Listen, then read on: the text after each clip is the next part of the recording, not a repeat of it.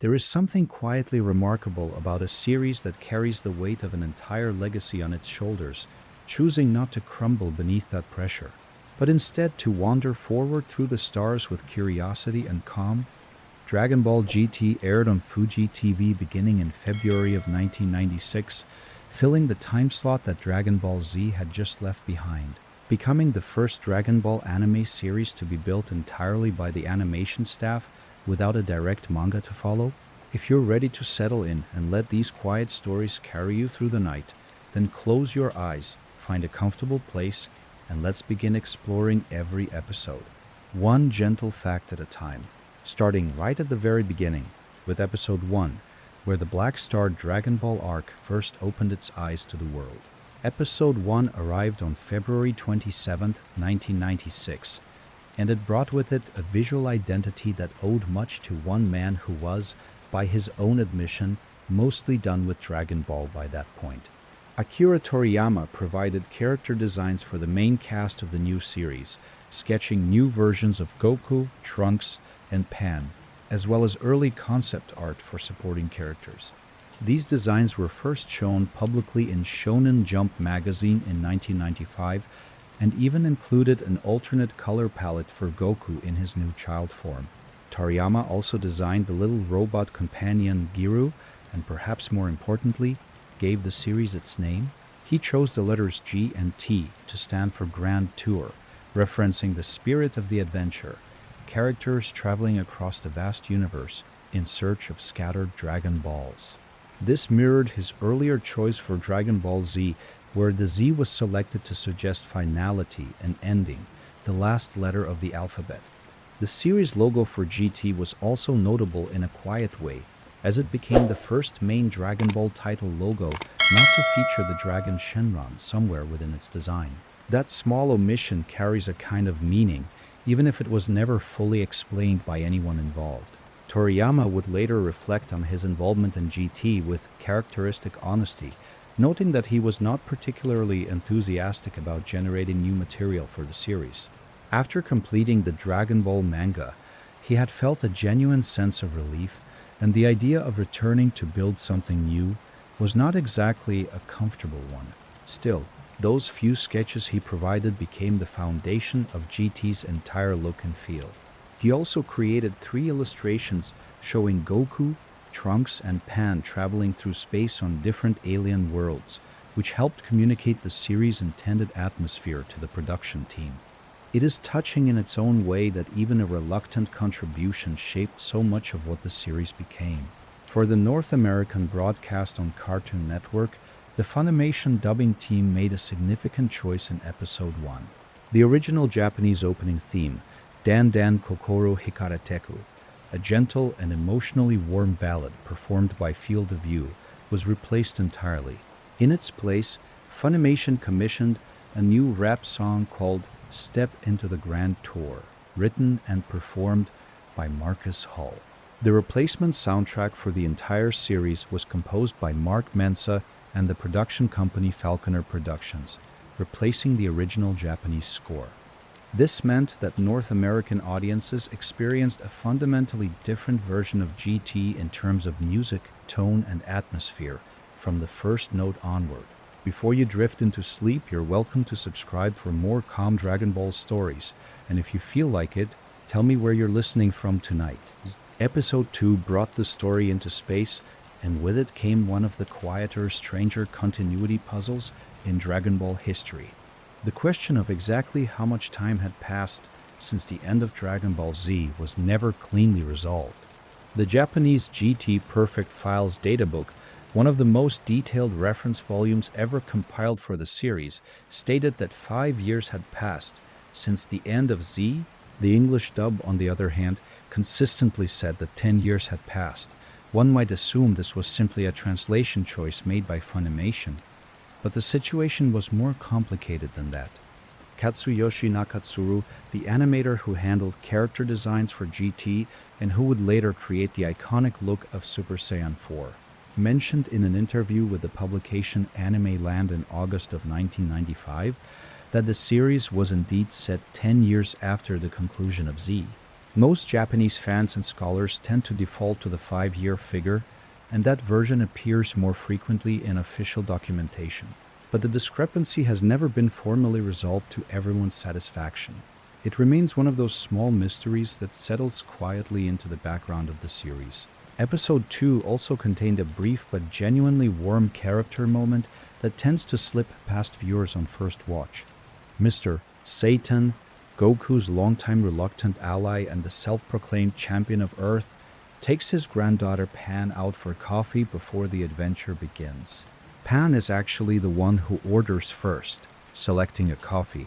Mr. Satan, showing perhaps a softer side than his bluster usually allows, orders a sundae. The waitress mixes up the orders, and the two end up trading. It is a tiny scene, almost incidental to the rest of the plot, but it works beautifully as a portrait of their relationship and of Pan's personality. She is someone who reaches for something slightly grown up, while her grandfather reaches for something sweet. Episode 3 introduced Guru, the small robot who would become one of GT's most recognizable original creations. Despite belonging entirely to a series that was made without Toriyama's direct storytelling involvement, Giru's design proved durable enough to cross over into many other Dragon Ball properties over the years. He has appeared in Dragon Ball Heroes, Dragon Ball Xenoverse, and Dragon Ball Online, among others. His appearance in Dragon Ball Online is particularly interesting because that game was licensed only to use content from the original manga, which technically meant that anime-only characters were not permitted. The fact that Toriyama himself created a revised version of Giru's design for that game suggests a real fondness for the character, or at least for the visual concept that the production team had developed. For Giru to receive that kind of attention from Toriyama directly speaks to something quiet but meaningful about the relationship between the GT staff and its distant creative father. Episode 3 also introduced the planet Imeka, a world built entirely around the concept of commercial exploitation. Its name in Japanese is derived from the word gametsui, which translates roughly as greedy. The entire society of Imeka runs on scams, fees, and predatory commerce, where even breathing the air apparently comes with a cost. It is one of GT's more quietly satirical settings, and it functions well as a stage for the first major conflict of the space arc. The design of Imeka itself, with its crowded, chaotic architecture and constant flashing of prices, gives the art team a chance to build something genuinely different from the landscapes Dragon Ball had explored before. Episode 4 offered a quiet window into the creative thinking that shaped the entire structure of GT. The writer responsible for the majority of the series' episodes, Atsushi Meikawa, addressed the question of why Goku was turned back into a child in a question and answer session recorded for the DVD release. His explanation was remarkably thoughtful and grounded. By the time Dragon Ball Z had concluded, the animated series had followed Goku through battles of escalating, almost incomprehensible scale. The staff found themselves asking how any new story could feel meaningful when the character at its center had already surpassed every conceivable limit. The answer they arrived at was to return to something simpler, the traveling, searching, adventuring energy of the original Dragon Ball. But with an adult Goku at full power, there would be no tension, no challenge, no reason to feel any weight in the journey. Turning Goku back into a child gave him limitations, gave the adventure stakes, and gave the story room to breathe. It was a decision made out of genuine creative care rather than any desire to be strange or unconventional. Episode 4 also demonstrated those limitations early, as Goku's instant transmission, the ability to teleport by locking onto a key signature, fails in a moment of need. This is the first real signal to the audience that something has genuinely changed in this version of Goku, that the reduction in his body has come with a corresponding reduction in certain abilities. It is not played for comedy exactly, but it does establish a pattern that will run through the Black Star arc. Goku in this form is still remarkable, still powerful, still warm and determined. But he is no longer untouchable in the way that the final chapters of Z had made him feel. Episode 5 quietly made Dragon Ball history in the technical dimension of its production. It was the first episode of any Dragon Ball anime series to be broadcast entirely in stereo sound. Every previous episode of both Dragon Ball and Dragon Ball Z had been mixed for mono audio, which was the standard for Japanese television for much of the 1980s. By 1996, stereo broadcasting had become far more accessible, and the GT production team took advantage of that change to give their series a richer, more layered sound design than any Dragon Ball episode before it. The music, the voice performances, and the sound effects all benefited from this shift, and the stereo mix gave the series a cinematic quality in its audio that matched its visual ambitions. There is a quiet irony, however, in the fate of that stereo mix.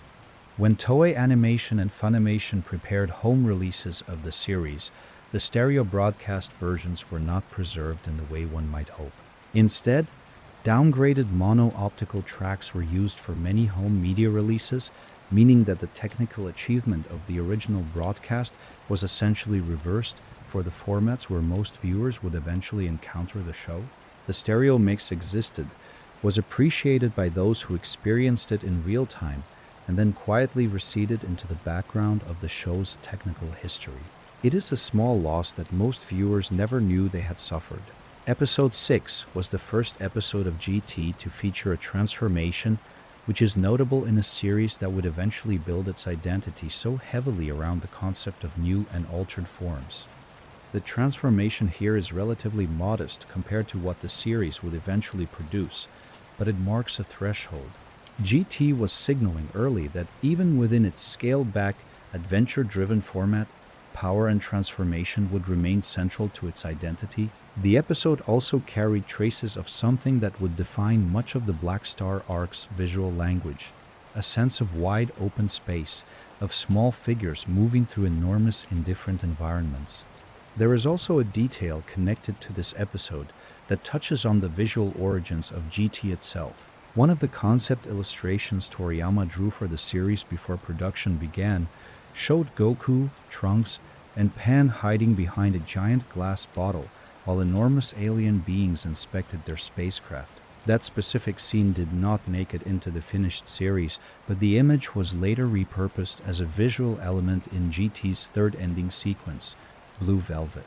The illustration was too good to waste, and the production team found a graceful way to preserve it. Dragon Ball Dokkan Battle later adapted a similar scene into a limited-time event called Pan's Secret Adventure, where Pan is imagined as a small bee navigating a world built to enormous scale. Episode 7 drew deeply from the well of the original Dragon Ball series, and it did so with real affection and attention to detail. The episode follows the GT trio as they encounter a quiet village living in fear of a monstrous creature known as Tsunama, a giant catfish who has convinced the locals that his whiskers cause earthquakes whenever he is displeased. In exchange for calm weather, the village offers him a bride. The structure of this story mirrors an early Dragon Ball episode almost exactly. In the original series, a village faced a similar threat from a transformed Oolong, and Goku was required to cross-dress in order to infiltrate the monster's domain and confront him. Episode 7 of GT sends Trunks on the same path, dressing him in feminine clothing as part of the plan to approach Tsunama. The callback is warm and clearly intentional, a moment of the production team honoring where the series came from. Tsunama's design was itself drawn from Japanese folklore. The character's name and concept reference Namazu, a mythological giant catfish said to dwell deep beneath the earth. According to traditional belief, the movements of this creature's tail are responsible for causing earthquakes, and the gods of Japan were said to have spent considerable energy restraining it. GT took this familiar legend and transplanted it into a science fiction context, placing the catfish on an alien world. It is one of the more interesting examples of the series reaching beyond the Dragon Ball universe for its imaginative foundations. Episode 8 continued the Tsunama story and added another quiet homage to the original series. The resolution of the conflict required Goku to use a Kamehameha to stop a volcanic eruption, and as is often the case when Goku applies tremendous force to a contained situation, the result was somewhat more dramatic than intended. The volcano and a significant portion of the surrounding landscape were destroyed in the process. This mirrors one of the most famous early moments from Dragon Ball when Master Roshi first demonstrated the Kamehameha to put out a fire on Fire Mountain, producing results that significantly exceeded what the situation called for. Roshi and Goku had the same reaction to the aftermath. Both left the assembled observers flopped on the ground in exasperation. Episode 8 also featured Goku using the Kamehameha to propel himself and his companions through the water, similar to a technique he employed during the Red Ribbon Army saga. Though the connection between the two scenes may have been coincidental rather than deliberately referenced, these kinds of echoes and callbacks are not accidental features of the Black Star arc. They reflect something intentional in Maekawa's approach to writing GT. He was working with material that had to exist in the shadow of an enormous legacy, and rather than pretend that shadow was not there, he chose to work within it, to honor the series' history while slowly building something new on top of that foundation. The Tsunama story is not the most dramatic or consequential moment in GT, but it is quietly charming, and its connection to the series' roots gives it a warmth that purely original content might not have been able to generate. Episode 9 introduced the Para brothers, a set of antagonists whose fighting style was built around a real-world cultural phenomenon. Para was a synchronized dance craze that swept through Japan beginning in the 1980s and remained deeply popular through the 19s, associated strongly with clubs, Eurobeat music, and elaborately choreographed arm movements performed in perfect unison by large groups. The Para brothers weaponized this style, using their synchronized dancing to infect opponents with an uncontrollable urge to mimic their movements. The technique rendered enemies helpless, unable to focus on fighting because their bodies were too busy dancing. It was a genuinely creative application of a cultural reference, and the episode treated the concept with a kind of straight-faced commitment that made it work. Xenoverse would later include this technique as a usable ability, which is a quiet endorsement of the concept's durability. There is also a curious piece of international Dragon Ball history connected to this period of the series. The Italian broadcast of Dragon Ball GT featured replacement opening themes that were produced locally for the Italian market. Replacement themes for foreign Dragon Ball broadcasts were not unusual. Many countries made their own musical choices, but the Italian GT themes have developed a particularly devoted following. They are remembered with genuine warmth by fans who grew up watching the series in Italy, and they represent a distinctly different emotional entry point into the same material. The dance-centric energy of Episode 9 fits strangely well with this piece of international trivia, as if the joy of music and movement was something the series communicated across languages.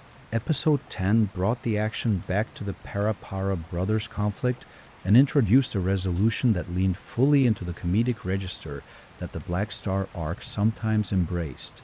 The technique was eventually broken, and the heroes moved on, but not before the episode established something important about the tone GT was trying to maintain in its early episodes. The series was genuinely attempting to balance light-hearted adventure with action, and the Para story is one of the clearer examples of that balance. It did not always work perfectly, but the ambition was there, to make something that felt accessible and fun, that did not demand the same exhausted high-stakes attention that the final battles of Dragon Ball Z had required. The Para brothers are also notable as one of the more memorable original villain groups from the Black Star arc, which is a portion of the series that tends to be remembered less vividly than the baby. Super Android 17 or Shadow Dragon sagas, they occupy a middle ground in the memory of GT fandom. Not beloved exactly, but not dismissed either. They are creatures of their moment, shaped by the specific cultural context of mid-90s Japan, and they carry that context with them through every episode they appear in. Episode 11 introduced Don Key, the ruler of a mecha and the primary antagonist of the Black Star arc's first major storyline. Don Key is a small, elderly, physically unimpressive creature who wields enormous bureaucratic power, commanding an empire of exploitation from behind layers of administrators and enforcers. He represents a specific kind of villain, not a warrior, not someone whose power comes from physical ability, but someone whose authority is entirely structural, sustained by the systems he controls rather than by anything he could accomplish on his own. In a series that had spent years exploring the extremes of physical power, there was something almost refreshing about an antagonist whose threat came from an entirely different direction. The Ameca storyline also gave the production team an opportunity to develop Pan's character more fully than the first few episodes had allowed. Pan is, in many ways, the emotional anchor of the Black Star arc, more grounded than Goku's childlike optimism and less restrained than Trunks' pragmatism. She is fiercely independent, occasionally frustrated, genuinely caring and fully capable of handling herself in a fight. She does not always get the credit she deserves from viewers who find her characterization too aggressive, but her role in the early episodes is carefully constructed. She keeps the team human in a way that the escalating power levels of late Dragon Ball Z had made increasingly difficult for its characters to remain. Episode 12 continued the Mecha storyline and deepened the world building that had been quietly accumulating around Don Key's empire. The episode expanded on the economic systems of the planet, the way ordinary residents lived under constant financial pressure, and the mechanisms by which Don Key maintained control over a population that vastly outnumbered his enforcers. It was a piece of storytelling that GT did not always receive credit for, the quiet construction of a world that functioned by its own internal logic, even if that world existed to be overcome rather than to persist. The citizens of Emeka are not background decorations. They are people with stakes, fears, and something to lose, and that quality gives the resolution of their storyline a weight it would not otherwise carry. The decision to open GT with an entire arc set in space was not made casually. The production team was aware that they were following an enormous, culturally embedded series, and they needed to establish quickly that their version of Dragon Ball had its own identity, its own visual language, its own sense of what adventure looked like. Setting the first arc on alien worlds rather than on Earth was part of that declaration of identity. It was also a practical, creative choice. By removing the characters from the familiar geography of Earth and its surrounding regions, the writers freed themselves from the need to constantly reference what had come before.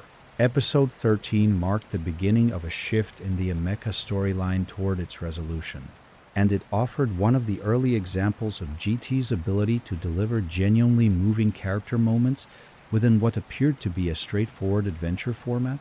The residents of Emeka, who had been too afraid to act on their own behalf, began to find something approaching courage in the presence of Goku and his companions.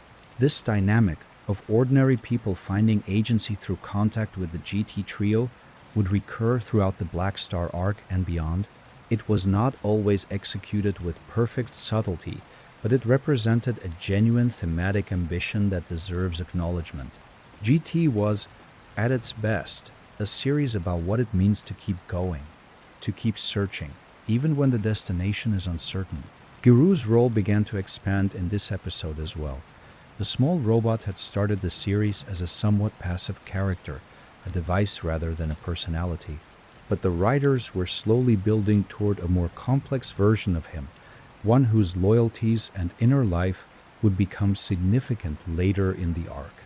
The decision to make Giru's motivations more ambiguous than they initially appeared was one of the more interesting structural choices in the Black Star saga. He appeared to be a simple comic sidekick, and then he wasn't. Episode 14 wrapped up the Emeka arc and sent the group moving on toward their next destination. The resolution was satisfying in a particular GT-specific way, not through a final devastating battle, but through the collapse of the social systems that had sustained Don Key's power. When those systems fell apart, Don Key himself was revealed as entirely impotent, a small creature without his structures of control. It was a quiet kind of victory, one that felt appropriate for an arc that had always been more about the world it depicted than about the strength of any individual within it. The transition between arcs in GT was handled with a care that the series rarely received credit for. Rather than hard cuts between storylines, the Black Star arc maintained a sense of continuous movement. The characters were always in transit, always heading somewhere, and the shift from one episode to the next felt like turning a page rather than closing a chapter. This quality of ongoing motion was one of the most distinctive things about GT's early episodes, and it helped give the series a rhythm that felt genuinely different from the pause and escalate structure of Dragon Ball Z's major sagas. Episode 15 introduced a new environment and a new set of challenges as the group's journey continued to carry them through territory that had no equivalent in earlier Dragon Ball stories. This episode began establishing the pattern that would define much of the Black Star arc's middle section, each new planet as a self-contained story, a small world with its own rules and its own reasons for existing. Some of these worlds were more fully realized than others, but collectively they created a sense of genuine vastness, of a universe that extended in all directions beyond what any one story could fully explore. The production team's approach to alien world design in GT was influenced by the tradition established during the Namek saga of Dragon Ball Z, which had demonstrated that a clearly constructed alien environment could become emotionally resonant in ways that familiar settings sometimes struggled to achieve. Namek worked not just because of the battles that occurred there, but because the visual language of the planet, its blue sky, its three suns, the quiet alien architecture of its villages, communicated something specific about the stakes of what was happening. The GT production team took that lesson seriously and attempted to apply it to each new world the group visited during the Black Star arc. Episode 16 continued the journey and introduced new complications that began pushing the Black Star arc towards its eventual crisis point. The reminder that the Black Star Dragon Balls, once used, must be returned to Earth within 1 year or the planet will be destroyed, had been established in the first episode, but it began to feel more urgent here. The team was deep in space, far from home, and the clock was running. This detail, quietly introduced, quietly maintained, gave the entire Black Star arc a structural tension that operated beneath the surface of individual episodes. Even when a specific episode felt light-hearted or disconnected from the overarching plot, the 1-year deadline was always there, counting down in the background. Goku's adaptation to his child form also continued to develop in these middle episodes. The production team had committed to exploring the genuine implications of his situation rather than simply using it as a visual gimmick. He was physically smaller, which affected how he moved through environments. His key control was somewhat different. His instant transmission as established in episode 4 was unreliable. These limitations were not always consistent throughout the series, but when they were addressed, they added a layer of specificity to the adventure that enriched it. Episode 17 brought the series into contact with one of the more unusual visual concepts of the Black Star arc. The production design team had established early on that each alien world the group visited should feel architecturally and culturally distinct, not just visually different for the sake of variety, but specifically different in ways that communicated something about the societies living there. This approach occasionally produced results that felt genuinely inventive, environments that communicated their own logic and history through visual language alone, before a single piece of dialogue explained anything about them. The series also made interesting use of Trunks as a character during this period. Trunks in GT is a version of the character who exists between his past selves, not the child who appeared during the Android saga, not the alternate future warrior who occasionally crossed paths with the main timeline, but a young adult who has grown up in relative peace and who has not yet been tested by the kind of genuine desperation that shaped his alternate counterpart. This in-between quality gave him a distinctive energy during the Black Star arc. He was competent but not hardened, capable but not defined by his capability. Episode 18 continued building toward the arc's climax and introduced elements that would eventually come together in the more dramatically intense episodes that followed. The pace of the Black Star arc in its middle section is one of the most frequently discussed aspects of the series among fans. It moves slowly by the standards of Dragon Ball Z, and the individual episode-level stories do not always resolve with the same sense of dramatic payoff that fans of the earlier series might expect. But the slower pace has its defenders, who argue that GT's approach to adventure storytelling required a different kind of patience from its audience, and that the rewards for that patience were real. Akira Toriyama's 3 concept illustrations for the series continued to circulate among the production team throughout these episodes, functioning as a kind of visual compass. Even when the specific scenes they depicted were not directly adapted into the show, the mood they communicated, small figures, big universe, the quiet excitement of going somewhere unknown, shaped the visual approach of the entire Black Star arc. This is one of the ways that Toriyama's involvement, minimal as it was in terms of actual production work, permeated the series more deeply than his credit might suggest. Episode 19 brought the group into contact with a situation that tested the limits of their cooperation and communication in ways that previous episodes had only gestured toward. Pan's frustration at various moments throughout the arc was not simply characterization for its own sake. It reflected a real narrative tension between her drive to prove herself and the situation she found herself in. She was traveling with her grandfather, who was also a child, and with a young man who treated the whole enterprise with a kind of collected pragmatism that occasionally read as condescension. Navigating that dynamic while also saving planets and collecting Dragon Balls required a kind of emotional flexibility that the series depicted with genuine sympathy. Giru's role continued to deepen in these episodes, and the hints that he was not simply what he appeared to be began to accumulate with more intention. The production team was laying groundwork carefully, building toward a revelation that would reframe portions of the arc that viewers had already experienced. This kind of structural patience, building toward a retrospective recontextualization, was not something Dragon Ball had attempted in quite this way before, and it represented an interesting creative gamble on the part of GT's writers.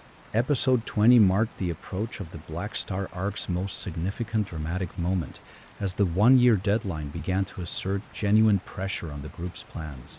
The emotional stakes of this deadline were handled thoughtfully. The destruction of Earth was not an abstract threat, but something with specific human faces attached to it. The series had spent its first 20 episodes building a roster of people with reasons to care about Earth's survival, and that investment began to pay off here.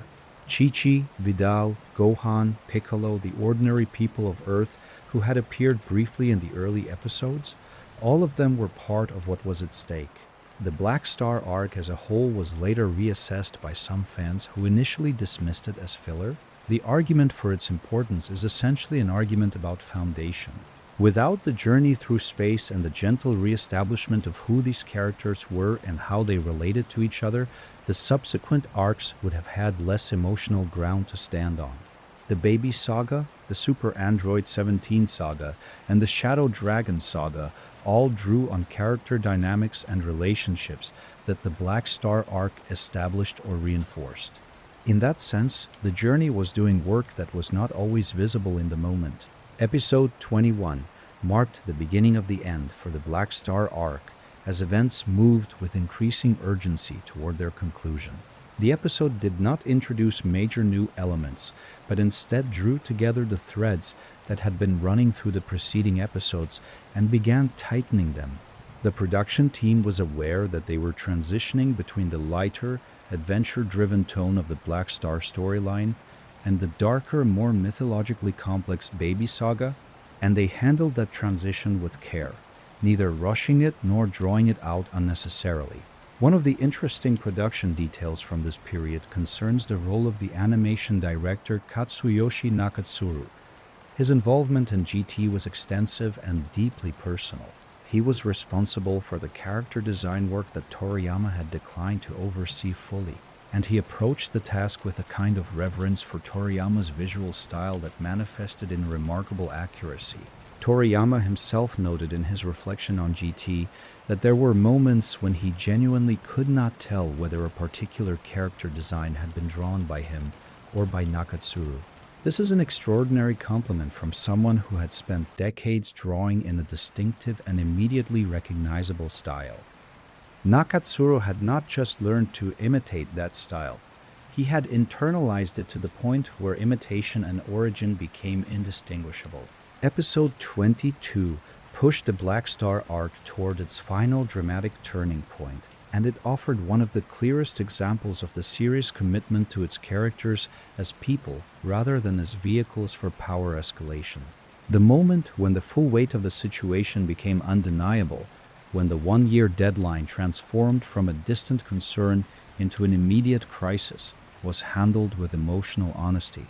The response of the characters was not to power up or to find a technical solution, but to feel the weight of what they might be about to lose. That quality, the willingness to let emotional reality land before moving to resolution, is one of GT's underappreciated strengths. The Black Star Dragon Balls themselves deserve a moment of consideration as a narrative device. They were introduced as a more powerful and more dangerous version of the original Dragon Balls, created by the original Namekian inventor before the artifacts were separated into their more familiar form. The idea that the original Dragon Balls had a predecessor, a darker, more consequential version, was a creative expansion of the mythology that fit naturally within Dragon Ball's established history of escalation and revelation. Every new saga found a way to make the familiar feel larger, and the Black Star Dragon Balls were GT's version of that tradition. Episode 23 concluded the Black Star arc with an episode that accomplished something genuinely difficult. It honored the emotional investment of the preceding 22 episodes while simultaneously preparing the audience for the tonal shift that the Baby Saga would require. The resolution of the Black Star storyline was bittersweet in the specific way that GT often managed to achieve at its best. Things worked out, but not without cost, and the world on the other side of resolution was not entirely the same as the world before it. Earth was restored. The group returned. But the journey had changed them in ways that the series would continue to explore.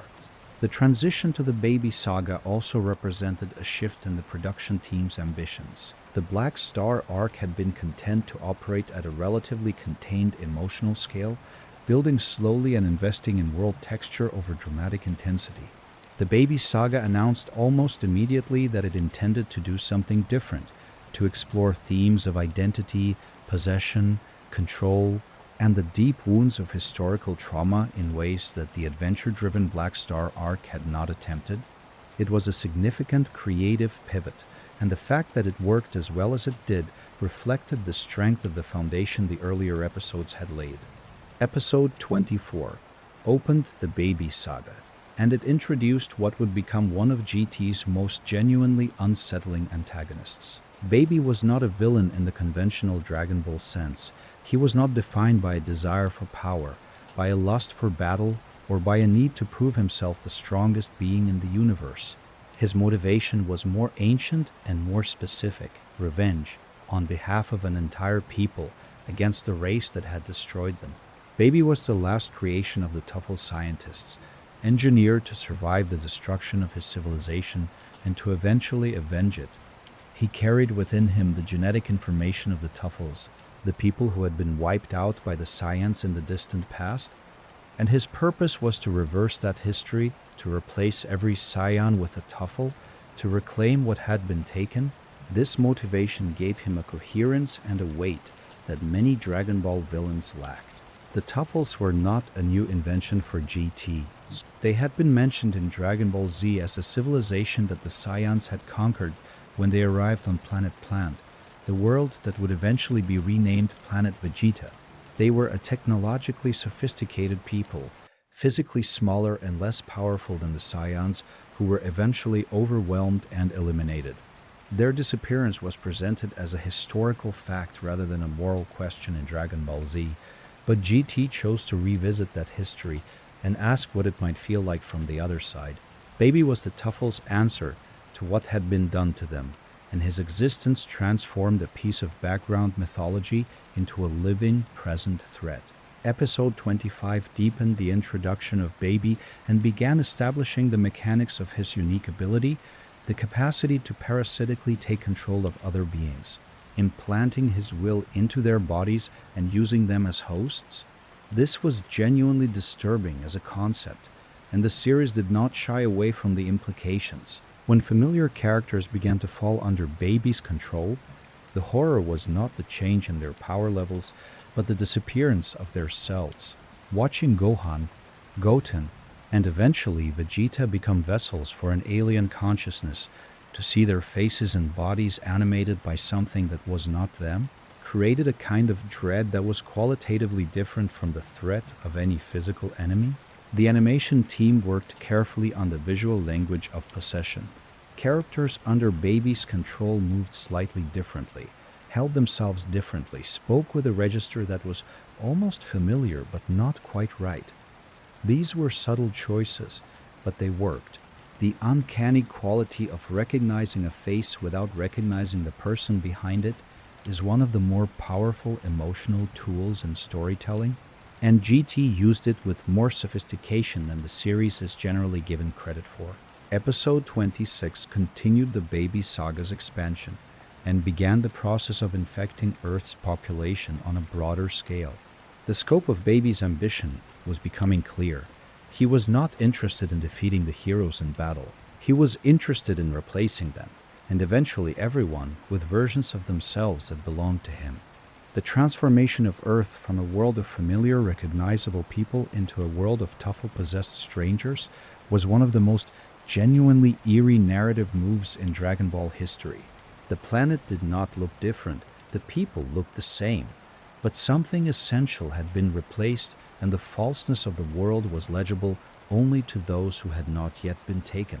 Goku's absence from Earth during this critical period, a consequence of the events of the Black Star arc, added a layer of helplessness to the situation that was structurally important. The hero was not there. The people he might have protected were falling one by one. By the time Goku returned, the damage was enormous, and the task before him was not simply to fight an enemy but to reclaim a world. That shift in the nature of the problem gave the Baby Saga its particular emotional character. It was less a story about power and more a story about reclamation, about what it means to take back what belongs to you. Episode 27 continued the Baby Saga with the development of Baby's control over Vegeta, which became the saga's central dramatic relationship. Of all the characters Baby could have chosen as his primary vessel, Vegeta was the most significant choice possible. The Saiyan Prince, the character whose entire arc across Dragon Ball Z had been a slow, painful movement from pride and antagonism towards something resembling humility and genuine connection, was now the physical avatar of the civilization that the Saiyans had destroyed. The irony was rich, and the emotional stakes were immense. Watching Vegeta's body used as a weapon against the world he had come to protect was a specific kind of tragedy. The design team created a striking visual language for Baby Vegeta, a version of Vegeta's form that was simultaneously familiar and wrong, adorned with the marks of Tuffle technology and animated by something other than the consciousness that viewers had spent years watching develop. Baby Vegeta's power was significant, and the battles that followed his emergence were among the most technically impressive in the series. But the real weight of the saga was not in those battles. It was in what they represented, the occupation of a recognizable self by an alien purpose. Episode 28 brought Goku's return to Earth and the first major confrontation with Baby Vegeta. The episode was careful to establish that Goku could not simply overpower the situation. Baby Vegeta was a genuine threat, and the strength that Goku possessed in his child form was not sufficient to resolve the crisis through force alone. This limitation was important.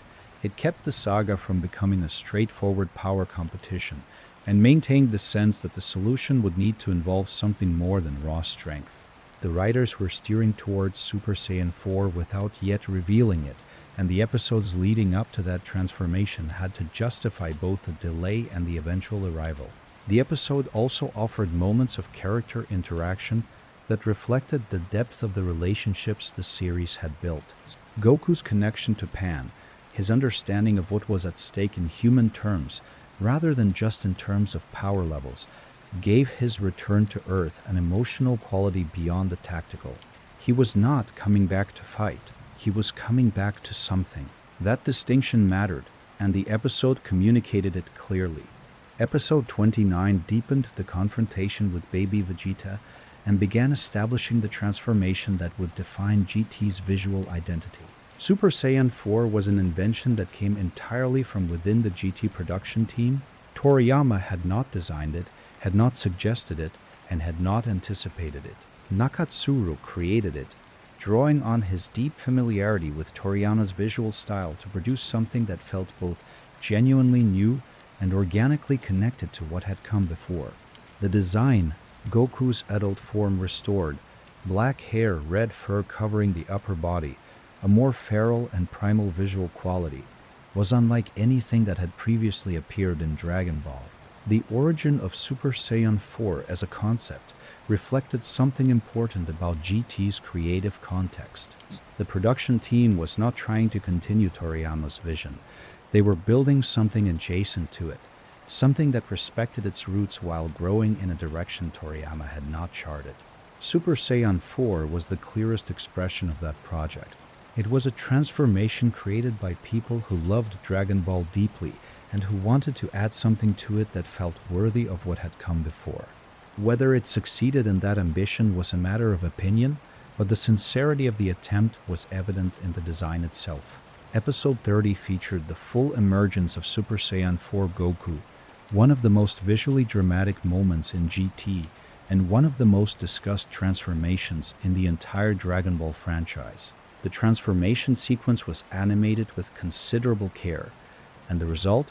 Goku in an adult body, black-haired, covered in red fur, radiating a power that felt qualitatively different from previous Super Saiyan forms, landed with real impact. The scene was designed to feel like a revelation, and for many viewers who watched it in real time, it functioned as exactly that. The transformation also carried a narrative significance beyond its visual impact. Super Saiyan 4 did not just restore Goku's power, it restored his body. The child form that had defined the Black Star and early baby arcs was replaced by the adult Goku, physically larger and more capable, though still in possession of the personality and spirit that had characterized him throughout. This dual restoration of form and of power gave the moment a completeness that resonated with the character's arc across GT. He had been diminished, limited, reduced, and now he was himself again, more fully than at any point in the series. Episode 31 carried the battle with baby Vegeta forward and explored the implications of Super Saiyan 4 in combat. The production team used this episode to establish the visual and tactical language of the new transformation, giving viewers a detailed look at how it functioned differently from previous Super Saiyan forms. The power differential it created was significant. The baby was not simply overwhelmed. The Tuffle parasite had access to Vegeta's enormous strength and his own biological technology, and the confrontation remained genuinely competitive. This balance was important. A transformation that immediately resolved all conflict would not have served the saga's narrative needs. Baby Vegeta's response to Super Saiyan 4, his escalation, his desperation, his attempt to access greater power through his own transformation, reflected something true about the saga's thematic center. The conflict was not just about power, it was about legitimacy, about who had the right to exist and on what terms. Baby's cause was rooted in historical injustice, and his refusal to be simply overwhelmed was consistent with that motivation. He was not fighting to win a battle. He was fighting to reverse an outcome that should never have occurred. If you're still awake halfway through, maybe subscribe before you drift off, and tell me what time it is where you're watching from. Episode 32 brought the baby saga to the threshold of its resolution, and developed one of the saga's most emotionally resonant threads, the relationship between the possessed inhabitants of Earth and the small group of unaffected individuals trying to reclaim them. The process of removing baby's influence from possessed characters was not presented as simple or clean. Each recovery was its own small story, with its own emotional weight. The idea that people could be taken and then returned, that possession was not permanent, gave the saga a hopeful undercurrent that prevented it from becoming purely bleak. The episode also developed the Tuffle planet that Baby had caused to emerge from within Earth's core, a new world building itself within an old one. The Tuffle civilization literally reasserting itself over the Saiyan legacy. This visual concept was one of GT's most ambitious and carried a real metaphorical charge. The image of a lost civilization growing back, of a wound reopening after years of closure, communicated something about the nature of historical violence that the series rarely made explicit, but that was legible in the imagery. Episode 33 pushed the Baby saga toward its climactic phase and delivered one of the saga's most dramatically intense sequences. Baby Vegeta, facing the increasing threat of Super Saiyan 4 Goku, underwent his own transformation, becoming Great Ape Baby, a monstrous form that dramatically amplified his power and his physical presence. The transformation recalled the Great Ape transformations that had been significant in early Dragon Ball and Dragon Ball Z, but gave them a Tuffle inflection. Not the wild, instinct-driven rage of the Saiyan Uzaru, but something directed and purposeful, still in the service of Baby's specific, calculated agenda. The animation of Great Ape Baby was one of the technical achievements of the saga, requiring the team to render an enormous detailed form in ways that maintained dramatic momentum rather than becoming static. The design incorporated elements from Baby's parasitic aesthetic, the markings, the visual language of Tuffle technology, onto the familiar structure of the giant ape form. It was a visual argument that Baby was not simply using a Saiyan body but transforming it, claiming it, and refashioning it into something that belonged to his own tradition. Episode 34 featured the counter to Baby's Great Ape transformation through the restoration of Goku's own Great Ape form, facilitated by the restored full moon. The collision between Super Saiyan 4 Goku and Great Ape Baby was the apex of the saga's power escalation, and the episode was designed to feel correspondingly enormous. The scale of the battle, the physical size of both participants, the destruction involved, communicated finality. This was not a midpoint confrontation. This was the series building to something it intended to be decisive. Pan's role in this episode was particularly significant. Her actions during the critical moment, her emotional appeal, her physical presence in the chaos were instrumental in the resolution, and the episode was careful to make that contribution legible to the audience. Pan was not a passive observer of the saga's climax. She was part of the mechanism by which it resolved, and that quality of active participation gave her character a completeness that the earlier episodes had been building toward. She was not there to watch. She was there to do something. Episode 35 concluded the Baby saga with Baby's defeat and the process of purging his influence from the Earth's population. The resolution was managed with care. The mechanics of how Baby was expelled were clearly established. The emotional beats of recovery were given appropriate space, and the aftermath was handled with a sensitivity that honored the scale of what the Earth's people had experienced. They had been taken, used, and returned, and the series acknowledged that this was not a small thing to recover from. Baby's final moments were handled with a degree of sympathy that might have surprised viewers who expected a straightforward villain's death. His last transmission to Goku, as he drifted toward the sun, included something like a genuine expression of his perspective. Not remorse exactly, but an acknowledgement of what he had been and why. The Tuffle cause was not presented as correct, but it was presented as comprehensible. Baby had been created for a specific purpose by people who had genuine grievances, and he had pursued that purpose with everything available to him. His defeat was not a moral victory over evil, so much as it was the conclusion of a very old, very deep wound.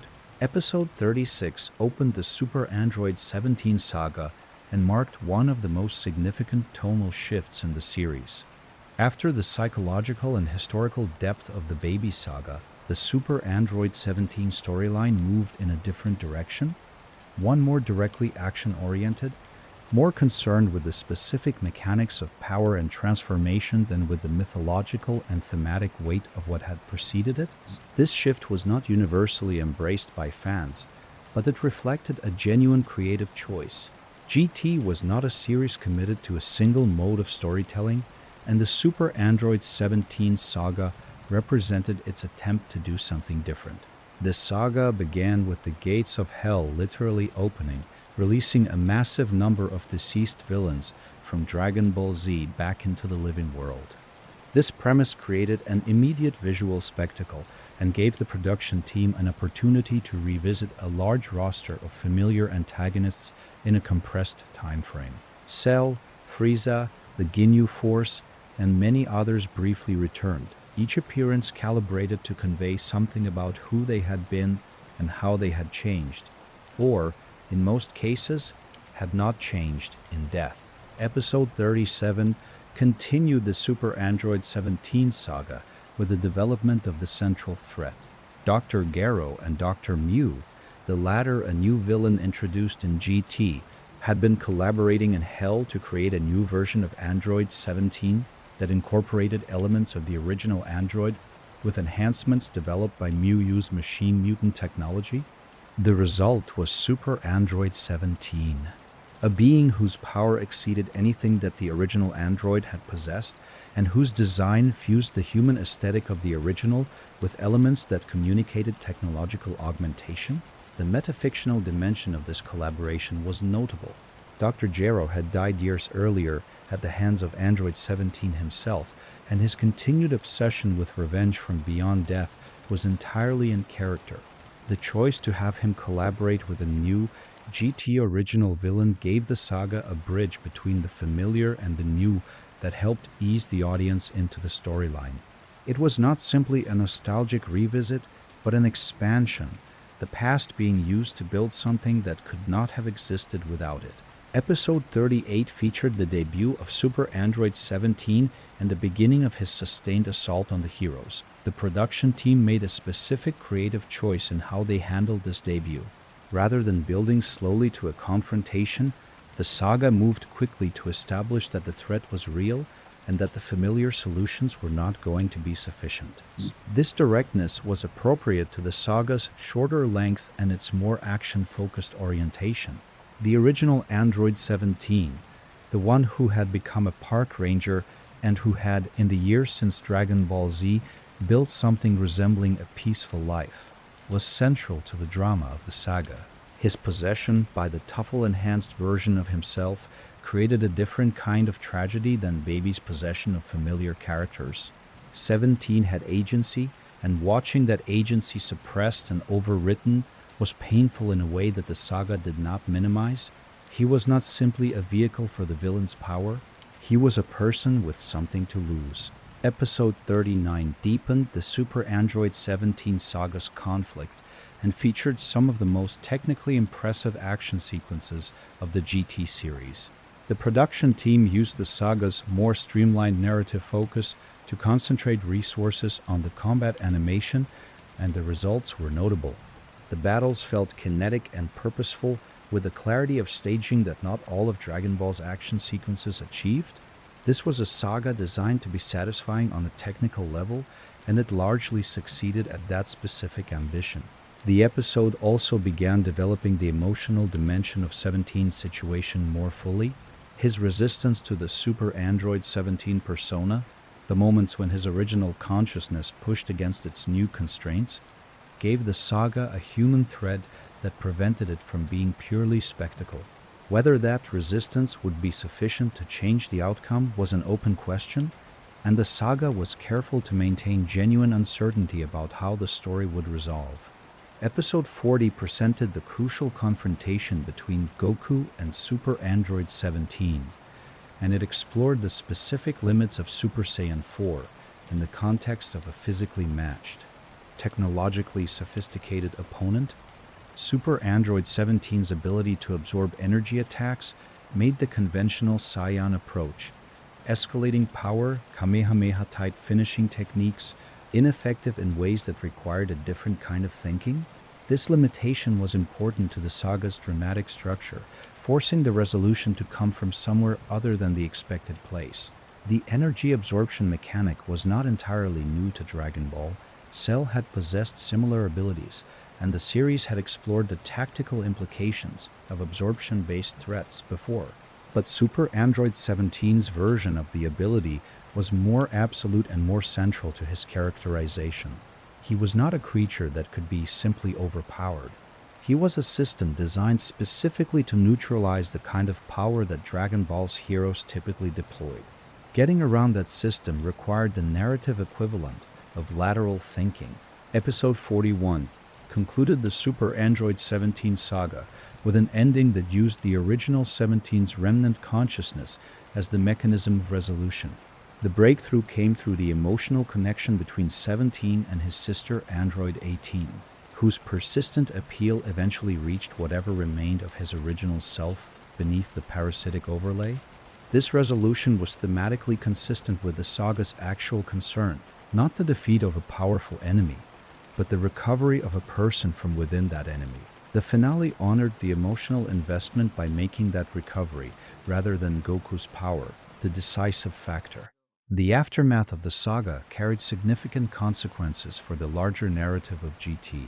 The opening of Hell's Gates and the mass return of deceased villains had done considerable damage to the world, damage that would carry forward into the Shadow Dragon saga as part of the accumulated price of Dragon Ball use.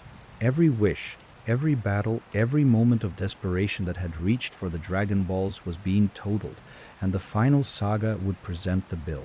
Episode 42 opened the Shadow Dragon saga, the final arc of Dragon Ball GT, and the sequence of episodes that would eventually serve as the series' conclusion.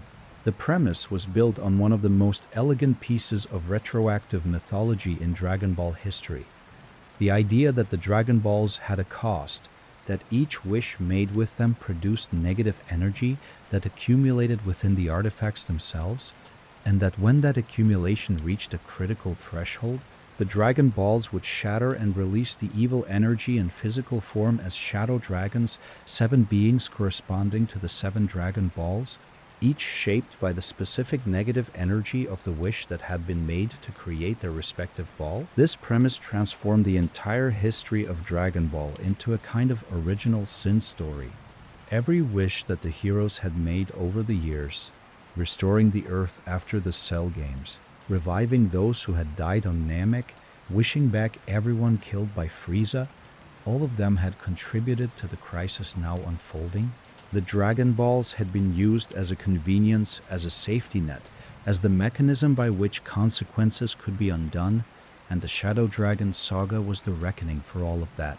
It was, in a quiet way, a deeply moral piece of storytelling, a reminder that even the most well-intentioned actions have costs, and that those costs do not simply disappear because they are inconvenient. Episode 43 introduced the first of the Shadow Dragons and established the format that the saga would follow. Each dragon associated with a specific wish, embodying the negative energy produced by that wish and requiring a specific approach to defeat. The production team had clearly invested significant thought into which wishes would be associated with which dragons, and the choices reflected a careful reading of the series' history. The saga was, in some ways, a tour of Dragon Ball's greatest moments seen from the opposite direction, not as triumphs to be celebrated, but as debts to be paid. The design of the Shadow Dragons themselves reflected a conscious decision to make each one visually and characteristically distinct. They were not interchangeable villains deployed for the sake of escalation. Each dragon had a personality, a power set, and a relationship to its specific negative energy that made it different from the others. This individualization gave the saga a richness that a less thoughtful approach might have sacrificed in favor of streamlined pacing. Episode 44 continued the Shadow Dragon saga's opening phase and developed the specific properties of the early dragons in more detail. The production team was building toward the eventual confrontation with Omega Shenron, but they were not rushing toward it. Each Shadow Dragon was given room to exist as a complete antagonist within its episode or episodes, not simply as a stepping stone to the final boss. This pacing reflected the saga's thematic commitment, The point was not just to defeat the dragons, but to understand what they represented. Ice Shenron and Nuova Shenron were among the most interesting of the early shadow dragons, and their relationship to each other added a layer of complexity to the saga that might have been easy to overlook. Brothers, in a sense, both born of the same shattered artifact, they were not simply enemies, they were tied to each other in ways that the saga explored carefully. Nuova Shenron in particular stood out as a shadow dragon with a genuine sense of honor, a being of negative energy that nonetheless retained something approaching a code. His eventual alliance with Goku against a common threat was one of the saga's more morally nuanced moments. Episode 45 developed the conflict with Ice Shenron, whose ice-based abilities and relentless aggression made him one of the saga's most conventionally threatening antagonists. His attack that damaged Goku's eyes, leaving him temporarily blind during a critical confrontation, was a significant narrative risk. Dragon Ball had occasionally injured its heroes in meaningful ways, but the permanent or extended impairment of a protagonist's senses was unusual. The saga used this moment to establish genuine stakes, to communicate that the shadow dragons were not obstacles to be cleared, but genuine threats capable of changing the outcome of a fight in ways that could not simply be powered through. Goku's response to the impairment, his continued fighting, his adaptation, his refusal to accept a limitation as a defeat, was consistent with his character across the entire franchise. But the specific version of that response here, shaped by the context of the Shadow Dragon saga's themes, carried additional meaning. Goku was not fighting to prove something or to protect an abstract principle. He was fighting because it was what he did, what he had always done, because that persistence was simply who he was. That quality, uncomplicated, almost innocent, genuinely extraordinary, was at the heart of Dragon Ball's appeal, and the saga was careful to honor it. Episode 46 continued the saga with Nuova Shenron, the 4-star dragon and perhaps the most morally interesting of the shadow dragons. His power, based on heat and fire, was visually spectacular, but what distinguished him was his code. He refused to fight unfairly, refused to attack an opponent who was at a disadvantage, and ultimately made a choice that cost him everything, not because he was defeated, but because he chose a side. His death at the hands of his own brother, who could not tolerate his defection, was one of the saga's most genuinely moving moments. He was a creature made of negative energy who died in service of something better than what he was made to be. That paradox gave him a depth unusual for Dragon Ball villains. The connection between Nuova Shenron and the 4-star Dragon Ball was, of course, deliberately chosen. The 4-star ball was Goku's most personal artifact, the one that had belonged to his grandfather Gohan, the one that became a symbol of Goku's origin and his sense of self. That the dragon born from this particular ball should be a creature of complex honor was a meaningful choice, whether or not it was fully conscious on the part of the writers. Episode 47 brought the saga to the emergence of Sin Shenron, the 1-star dragon and the most powerful of the shadow dragons in his initial form. His emergence marked the transition from the individual dragon confrontations to the final phase of the saga, where previous dragons had been distinct threats associated with specific wishes and powers. Sin Shenron represented something more total, a being that drew on all of the accumulated negative energy of all the wishes, a gathering point for the entire weight of the Dragon Ball's history. His arrival announced that the saga was moving into its final act. The design and personality of Sin Shenron were calibrated to feel final in the specific way that Dragon Ball's ultimate antagonists typically needed to feel: overwhelming, contemptuous of the heroes, utterly certain of the outcome. But the Shadow Dragon saga's thematic context gave his presence a different quality than earlier final bosses. He was not a conqueror or a destroyer motivated by ego. He was in some sense a consequence, a result of choices made before he existed, carrying the weight of a history he had no part in creating. Episode 48 developed the confrontation with Sin Shenron and his eventual absorption of the other Dragon Balls to become Omega Shenron, the saga's ultimate villain and one of the most powerful beings in the GT universe. The transformation into Omega Shenron was presented as a catastrophe, a threshold crossed that could not be uncrossed, a power unlocked that had no natural limit. Omega Shenron was not simply stronger than Super Saiyan 4 Goku.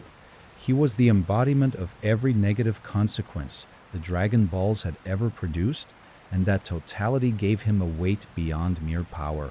The visual design of Omega Shenron reflected this. His form combined elements from all the shadow dragons, the marks, the colors, the visual language of each individual negative energy, into a single overwhelming figure. He was not a new threat so much as he was the sum of all previous threats, the final accounting. Facing him was not just a matter of power. It was a matter of what the heroes had the strength to carry. Episode 49 deepened the confrontation with Omega Shenron and explored the limits of Super Saiyan 4 against a threat of this scale. The episode was honest about those limits in a way that maintained dramatic tension without betraying the logic of the escalation that had brought the saga to this point. Omega Shenron was genuinely too much for a single Super Saiyan 4 to handle, and the saga resisted the temptation to simply invent a new power level that would make the problem disappear. Instead, it moved toward a different kind of solution, one that involved the relationship between Goku and Vegeta, rather than any individual's capacity for power. The preparation for Gogeta's return was handled with appropriate weight. Fusion Gogeta had appeared once before in GT canon, in the movie Dragon Ball GT: A Hero's Legacy, but his appearance in the main series at this stage of the story felt different. It was not a narrative convenience, but an earned escalation, the result of a relationship between two characters whose capacity to work together had been the subject of years of development. Episode 50 featured one of the most significant moments in the entire Dragon Ball GT saga, Vegeta's suggestion of fusion. Writer Atsushi Maekawa later reflected on this moment with genuine emotion, acknowledging that having Vegeta make this suggestion was one of the most dramatically daring choices he made during his time writing GT. Vegeta's entire character arc across Dragon Ball Z had been a slow, painful journey from isolation and pride towards something that resembled genuine connection. His willingness to suggest fusion, to literally propose joining with another person, to give up the separateness that had been the foundation of his identity, was meant to represent the culmination of that journey. Maekawa acknowledged that this moment required courage as a writer. Audiences had spent years with a version of Vegeta who would sooner have accepted defeat than proposed something so vulnerable. The fact that he did it, that he said the words without irony or reluctance, was supposed to carry the emotional weight of his entire arc. Whether every viewer felt that weight depended on how closely they had been following his development, but the intention was clear and the execution was genuine. Episode 51 brought Super Saiyan 4 Gogeta into the confrontation with Omega Shenron and presented what was, by the logic of the series, the most powerful being in the Dragon Ball universe at that point. The GT Perfect Files databook, one of the most authoritative reference volumes for the series, confirmed that Gogeta was not exaggerating when he claimed the ability to defeat Omega Shenron with a single finger. He was simply the strongest thing in the universe, and his arrival should have ended the conflict immediately. That it did not, that Gogeta's time was limited by the nature of fusion and that his power burned itself out before the battle could be concluded, was one of GT's most dramatically interesting choices. The most powerful thing in the universe was not enough, not because it lacked strength, but because it could not last. The solution that seemed complete was not complete. The saga had to find another way, and that search for another way brought the story to its emotional climax through a different mechanism entirely. Gogeta's failure to finish the fight was not a narrative failure, it was a narrative necessity that pointed toward the only ending that could actually be meaningful. Episode 52 followed the resolution of Gogeta's fusion time and the renewed desperation of the confrontation with Omega Shenron. This episode captured one of GT's most quietly remarkable tonal achievements, the ability to hold two truths simultaneously, to be both a series about staggering power and a series about human limitation, and to honor both without letting either collapse the other. Omega Shenron was too much. Gogeta had not been enough. Goku on his own had no technical path to victory. And yet, the story was not over, and the series was not going to end with failure. The episode navigated that tension with care, building toward a resolution that had to come from somewhere other than power. The super spirit bomb that would eventually form the final phase of the confrontation was not Goku's power. It was everyone's power, the energy of ordinary people across the universe, gathered and focused by Goku into a single act. This had been the spirit bomb's logic since its introduction in Dragon Ball Z, but the Shadow Dragon saga's context gave it a specific resonance. The Dragon Balls had been the mechanism for undoing consequences, for bypassing the need for human perseverance.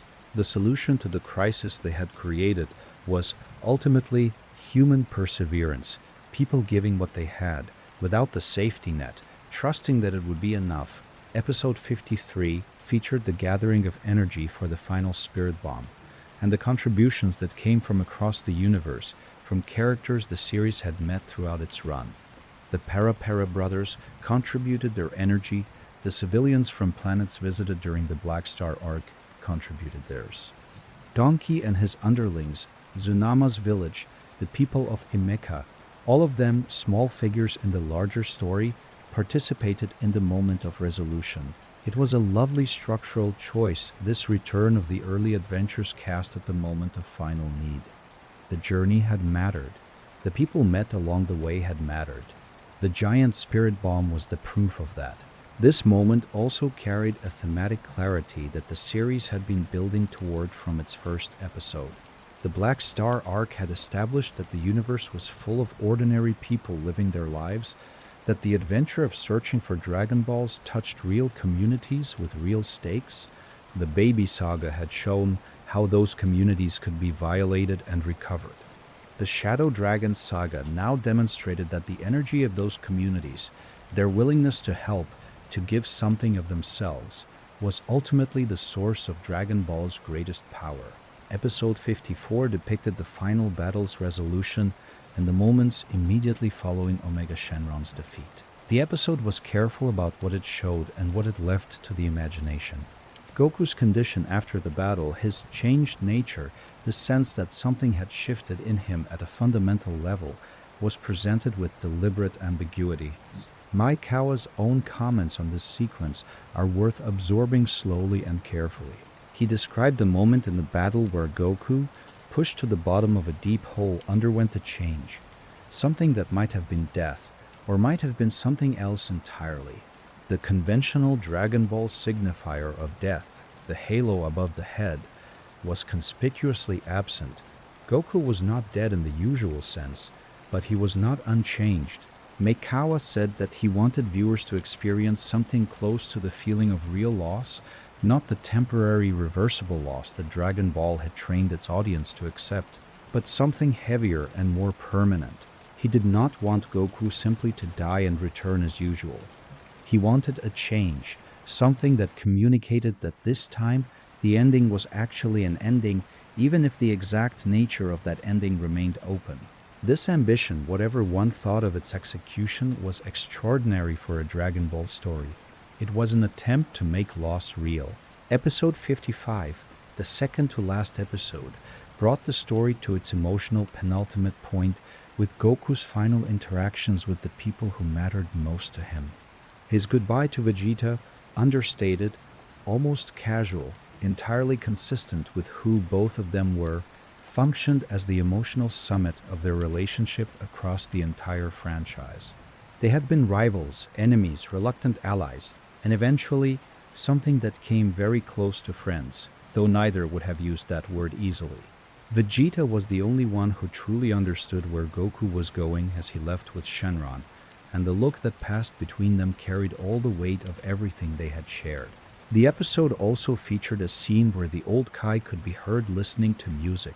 In the Japanese version, the tune was Dandan Kokoro Hikareteku, GT's original opening theme. In the English dub, the old Kai hummed the step into the Grand Tour wrap, and there was a curious technical quirk in the DVD release. If a viewer chose to watch the English dub with the Japanese music tracks, there was a mismatch between what the old Kai hummed and what he was supposedly listening to. It is the kind of small, specific detail that reveals the layers of decisions involved in bringing a series to an international audience. Episode 56, the final episode, began with a recap narrated in the specific register of the show's longtime voice, the narrator who had accompanied Dragon Ball through years of episodes. In the recap, the narrator referred to Goku as number 1, echoing Vegeta's famous declaration during the Buu arc of Dragon Ball Z. The callback was intentional and emotionally precise.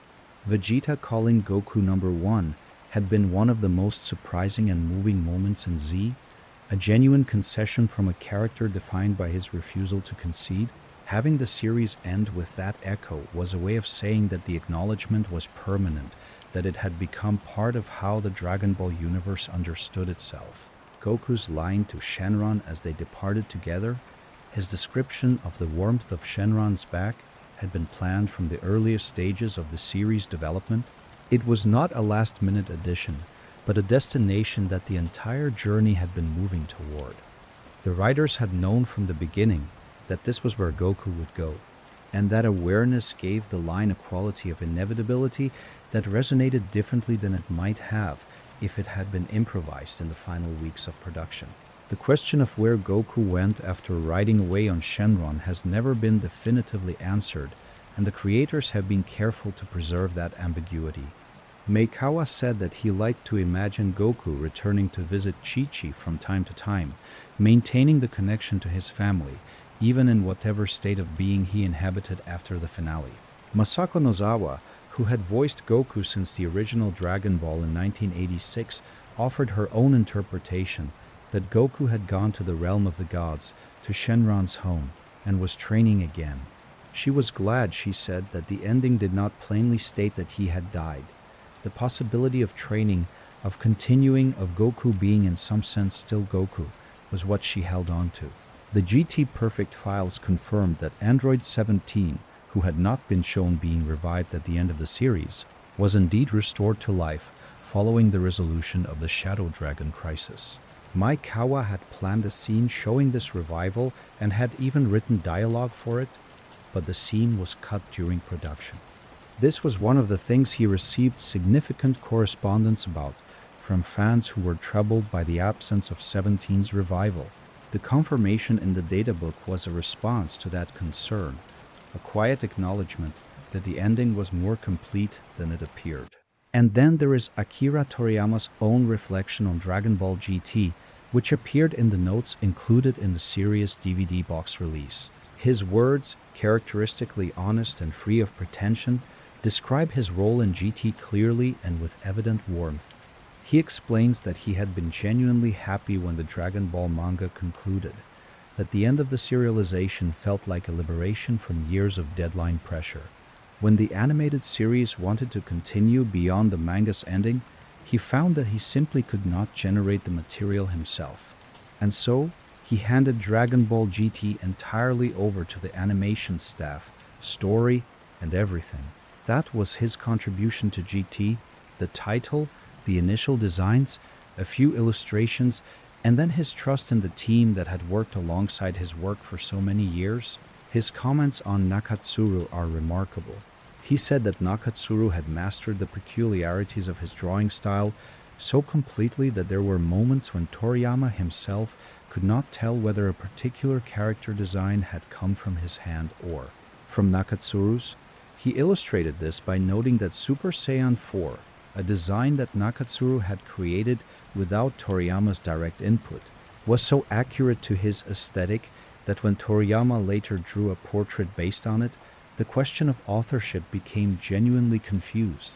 He drew something from another person's drawing, and the result looked like his own original work. This is perhaps the most generous compliment one visual artist can pay another. Toriyama closed his GT reflection with a gentle, warm framing of what the series had been meant to be. GT, he said, stood for Grand Tour, a great journey, characters running around the universe. Gran Turismo, the Italian phrase for a high-powered touring car, was what GT meant in automotive language, but for Dragon Ball, he had chosen a different meaning. He wanted to rest easy, he said, handing things over to the excellent staff who had continued Dragon Ball for all this time.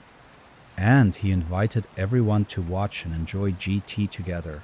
The series ended on September 22nd, 1996, in Japan, and was replaced on its time slot by the Dr. Slump Reboot Anime, another Akira Toriyama creation, the series that had occupied that same Fuji TV time slot since April 8, 1982-1. The time slot had been held for Toriyama's work in one form or another for nearly 20 years. GT's final episode ended with a small animation of Goku high-fiving Arale, the protagonist of Dr. Slump, as if passing something between them. Nearly 2 decades of Akira Toriyama, the same channel, the same day, the same time of the week. It was a full circle so complete that it almost felt like it had been planned from the beginning. Dragon Ball GT was a series made by people who cared deeply about something they had not created and who nonetheless managed to add something real to it. The Shadow Dragons remain one of the franchise's most elegant mythological inventions. Super Saiyan 4 remains one of its most visually distinctive transformations. Baby remains one of its most morally complex antagonists. And Goku's departure, ambiguous, quiet, warm, riding into the unknown on the back of the dragon whose history was so intertwined with his own, remains one of the franchise's most genuinely moving endings. It is a series that rewards patience and rewards attention. Its slower moments have textures that faster-paced Dragon Ball sometimes does not. Its willingness to ask what comes after the end of everything, what a hero does when the stories are finished and the battles are won, gives it a reflective quality that is its own and that belongs to no other part of the Dragon Ball universe. These stories have been with you through the episodes, through the arcs, through the quiet moments and the enormous ones. There were 64 of them. 64 episodes, 64 small windows into a universe that spent its final animated season going somewhere no Dragon Ball story had gone before or has gone since. If you are still awake, perhaps some of them found their way into your dreams. Perhaps the voice of the series is still somewhere in the room. Very soft now, fading toward morning. The Dragon Balls are resting, the stars are quiet, and somewhere out there on the back of a great dragon, a man with a child's heart is traveling through the universe, still looking for the next adventure. Thanks for drifting through these Dragon Ball stories with me tonight. If you're ready for more, there's another calm video waiting just to the left. Let it guide you deeper into rest. You might fall asleep to something new, and so there is something worth dwelling on in the long quiet that follows all of this, about what Dragon Ball GT meant for the people who made it. The writers, the animators, the voice performers, the composers, they were all working in the shadow of something enormous. Dragon Ball Z had ended. The manga had ended. The story as Toriyama had conceived and shaped it was finished. And yet, the machine of production, the relationships between the series and its audience, the economic and cultural momentum of one of the most popular animated franchises in Japanese history, none of that had ended. Something had to follow. GT was that something. The pressure of that position would have been enough to unsettle a less dedicated team. They were working without a net, without a source text, without the assurance that the person whose name was most closely associated with the property approved of or was invested in what they were doing. Toriyama had given them a title and a few sketches and his permission to proceed. Everything else was theirs. That is both an extraordinary creative freedom and an extraordinary creative burden. And the GT team carried it for 64 episodes without the luxury of knowing in advance how history would judge what they were making. History, as it turned out, was complicated. GT was embraced warmly in Japan during its original run, particularly by younger viewers who encountered it as their first Dragon Ball experience. In North America and other international markets, its reception was more mixed, shaped in part by the ways that localization choices had altered its tone and atmosphere. And in part by the expectations of an audience that had grown up with Dragon Ball Z and was not necessarily prepared for something quieter and stranger. The series developed a devoted following over the years, but it also attracted consistent critical attention from fans who felt that it had not fully lived up to the legacy of what preceded it. What is interesting about these assessments, when you sit with them for a while, is how much they depend on what a viewer believes Dragon Ball is supposed to be. If the series is primarily about the escalation of power, the endless discovery of new limits, new transformations, new ceiling-breaking displays of strength, then GT's more modest ambitions during the Black Star arc feel like a disappointment. But if Dragon Ball is also about adventure, about curiosity, about the specific pleasure of watching characters move through an interesting world with warmth and genuine affection for each other, then GT offers something real. It offers something that the final, power-saturated episodes of Dragon Ball Z had largely left behind. Pan's character arc across GT is worth tracing carefully, because the series is often criticized for how it handled her, and that criticism deserves a considered response. Pan was 14 years old at the start of GT, granddaughter of both Goku and Mr. Satan, a heritage that gave her a unique position in the Dragon Ball universe, connecting the world of martial arts and the world of ordinary celebrity through a single bloodline. She was a warrior in her own right, trained by her father Gohan, and capable of flight and ki techniques that far exceeded what most human characters in the series could achieve. She could hold her own in combat situations that would have been impossible for nearly any non-Saiyan fighter.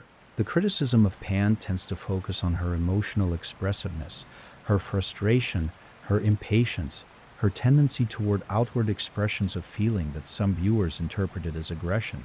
But this characterization deserves to be understood in context. Pan was a young teenager traveling through space with her grandfather, who was also, confusingly, a child, and with Trunks, who was technically her elder but not always willing to treat her as a peer. She was the most emotionally aware and verbally expressive member of the group, which meant that she tended to say aloud what the others were also feeling but expressing differently.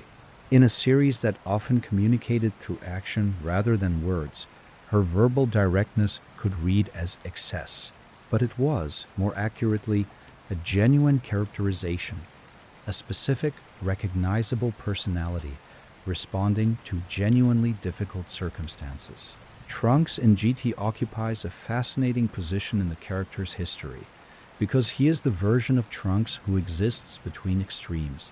The child Trunks of Dragon Ball Z was a curious, brave boy who had not yet been defined by hardship. The future Trunks who appeared as a time traveler was a young man who had been shaped entirely by catastrophe, quiet, determined, carrying the weight of a destroyed world. The GT Trunks, a young adult in the present timeline, had grown up in relative peace, in a world where the worst catastrophes had been averted. He was competent and responsible, shaped by his heritage and his training, but not hardened in the way that his alternate self had been. This in-between quality gave him an interesting narrative function during the Black Star arc. He was capable enough to contribute meaningfully to every situation the group encountered, but he was not defined by any single aspect of his capability. He could fight, he could think, he could be affected by things. He was not simply a power level with a personality attached to it. His gradual evolution over the course of the series, his increasing investment in the mission, his deepening relationship with Pan and with a child version of Goku, gave him an arc that was quiet but genuine. The music of Dragon Ball GT is one of the series' most underappreciated dimensions, and it deserves more attention than it typically receives in discussions of the show. The original Japanese score for GT was composed by Akihito Tokunaga, who brought a different sensibility to the music than the composers of Dragon Ball Z had employed. The GT score was somewhat more whimsical, more textured in its use of different instrumental colors, and more willing to sit in quieter emotional registers for extended periods. This musical personality matched the tone of the Black Star arc more naturally than it matched the intensity of the Baby or Shadow Dragon sagas. and the relationship between music and image in those early episodes has a warmth and lightness that contributes significantly to their atmosphere. The original opening theme, Dan Dan Kokoro Hikareteku, performed by Field of View, was one of the most purely beautiful pieces of music associated with Dragon Ball in any of its forms. The song was warm, emotionally expansive, and gently propulsive. It built slowly, gathered energy, and arrived at its chorus with a sense of arrival that perfectly matched the serious spirit of ongoing discovery. Field of View was a popular Japanese act through the middle of the 90s, and their contribution to GT's opening gave the series a musical identity that was connected to its cultural moment in ways that strengthened its appeal to contemporary audiences. The ending themes of GT cycled through several pieces over the course of the series, each one calibrated to the emotional register of the episodes it accompanied. Blue Velvet, one of the most fondly remembered of the ending themes, accompanied the early Black Star arc episodes and gave them a quality of late evening warmth, of adventure settling into rest. The theme music of Dragon Ball GT, across all its forms, contributed to an atmosphere that the series is not always credited with achieving, one where the universe felt large and the characters felt small within it, and where that feeling was not threatening but peaceful. The Shadow Dragon saga's treatment of the Dragon Ball's history was one of the most ambitious pieces of world building that Dragon Ball ever attempted, and it deserves to be understood as such, even by viewers who have complicated feelings about GT as a whole. The idea that every wish carries a cost, that the miraculous is not free, that convenience accumulates consequences, was a genuinely sophisticated addition to the franchise's mythology. It did not contradict anything that had come before. It recontextualized it. When you follow the chain of negative energy back through the wishes that had been made with the Dragon Balls, the list becomes a kind of tour through Dragon Ball's most celebrated moments. The wish to revive Piccolo during the Saiyan saga, the wish to revive those killed by Frieza, the wish to bring back all of Cell's victims, the wish for Goku and his friends to lose their memories after the Buu arc, so that Buu could be reincarnated without memory of his violent past. Each of these wishes, genuinely good in its intention, left a residue. The Dragon Balls absorbed that residue over years and years, and eventually the accumulation became the Shadow Dragons. The series' greatest kindnesses created its greatest threat. This is not a message about the futility of good intentions. It is a message about the cost of shortcuts, of reaching for a magical solution when the situation demands genuine engagement. Goku understood this by the end. His agreement with Shenron before his departure reflected that understanding. The Dragon Balls would need time to rest. The world would need to manage on its own. Humanity would have to build strength and resilience without the safety net of wishes waiting to undo their mistakes. It was the most honest and the most demanding conclusion Dragon Ball could have offered, and GT offered it without flinching. The voice of Masako Nozawa, who voiced Goku from the very first episode of Dragon Ball in 1986 through all of Dragon Ball Z and through all of Dragon Ball GT, contributed something irreplaceable to the experience of the series. Her performance as Child Goku in GT required a specific recalibration. The adult Goku voice she had developed over years of performance needed to shift back towards something younger and lighter, while retaining the essential warmth and directness that made the character recognizable. The result was a performance that was immediately legible as Goku while communicating something different from any previous version of the character. Nozawa's reflection on Goku's ending in GT, her preference for the open ambiguous interpretation, her sense that he had gone somewhere to train rather than simply died, was entirely in keeping with her long relationship with the character. She had spent over a decade making Goku real in her voice, and her instinct to preserve his essential aliveness, even in an ambiguous ending, was the instinct of someone who knew the character from the inside. The Dragon Ball franchise has been, in significant part, the story of her relationship with a voice she has been giving to the same character for decades. That continuity is itself extraordinary, and GT was one of the chapters in that ongoing relationship. Dragon Ball Super, when it eventually arrived years after GT concluded, made choices that placed GT in an unusual canonical position. Super's story begins immediately after the defeat of Majin Buu in Dragon Ball Z and develops its own mythology, its own transformations, its own new characters and antagonists. Some of what GT had established, the Black Star Dragon Balls, Baby, the Shadow Dragons, has no equivalent in Super's timeline.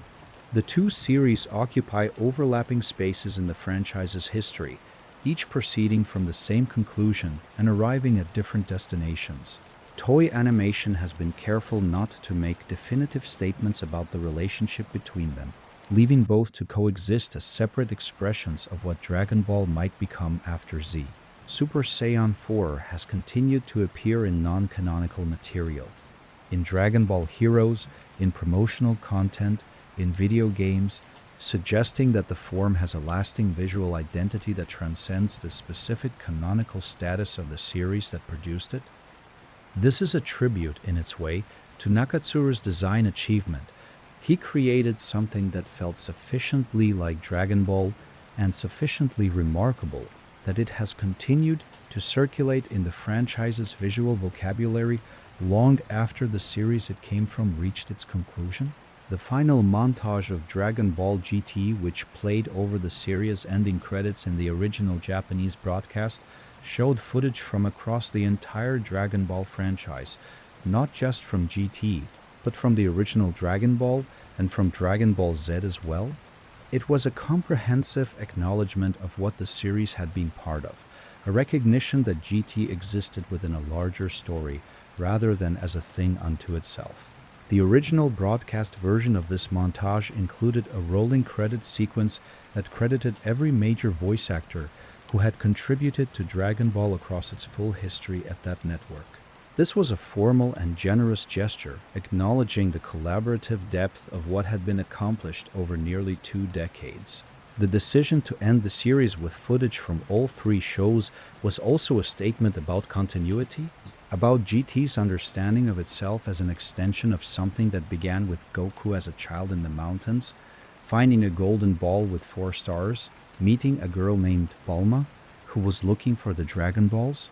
Everything that followed, every saga, every transformation, every villain, every world, every new power, every death and revival grew from that beginning. GT knew this and honored it. The Grand Tour had always, in the end, been about where Goku came from, returning to where the journey began, to Episode 1, to the first frame of GT's first episode, to the opening notes of Dan Dan Kokoro Hikareteku, playing over images of Goku transformed back into a child, surrounded by the familiar faces of the world he has always protected. There is something that functions as a kind of pure feeling beneath all the analysis and the context and the production history. The feeling is of beginning, of something setting out from somewhere warm into somewhere vast, of adventure understood not as danger to be overcome, but as discovery to be embraced. That feeling runs through all 64 episodes of GT, sometimes clearly and sometimes beneath layers of other things, sometimes easy to find, and sometimes requiring patience.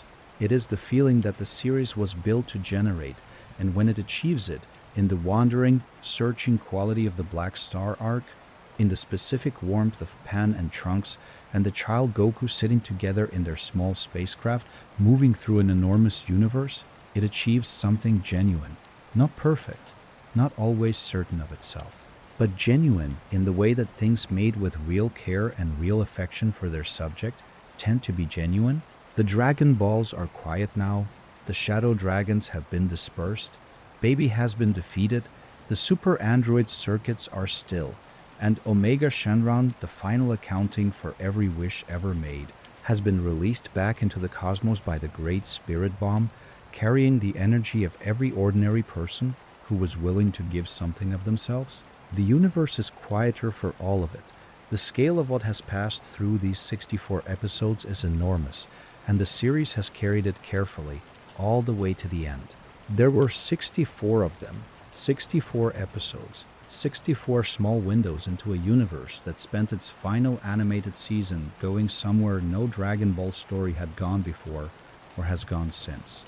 If you are still awake, perhaps some of them found their way into your dreams.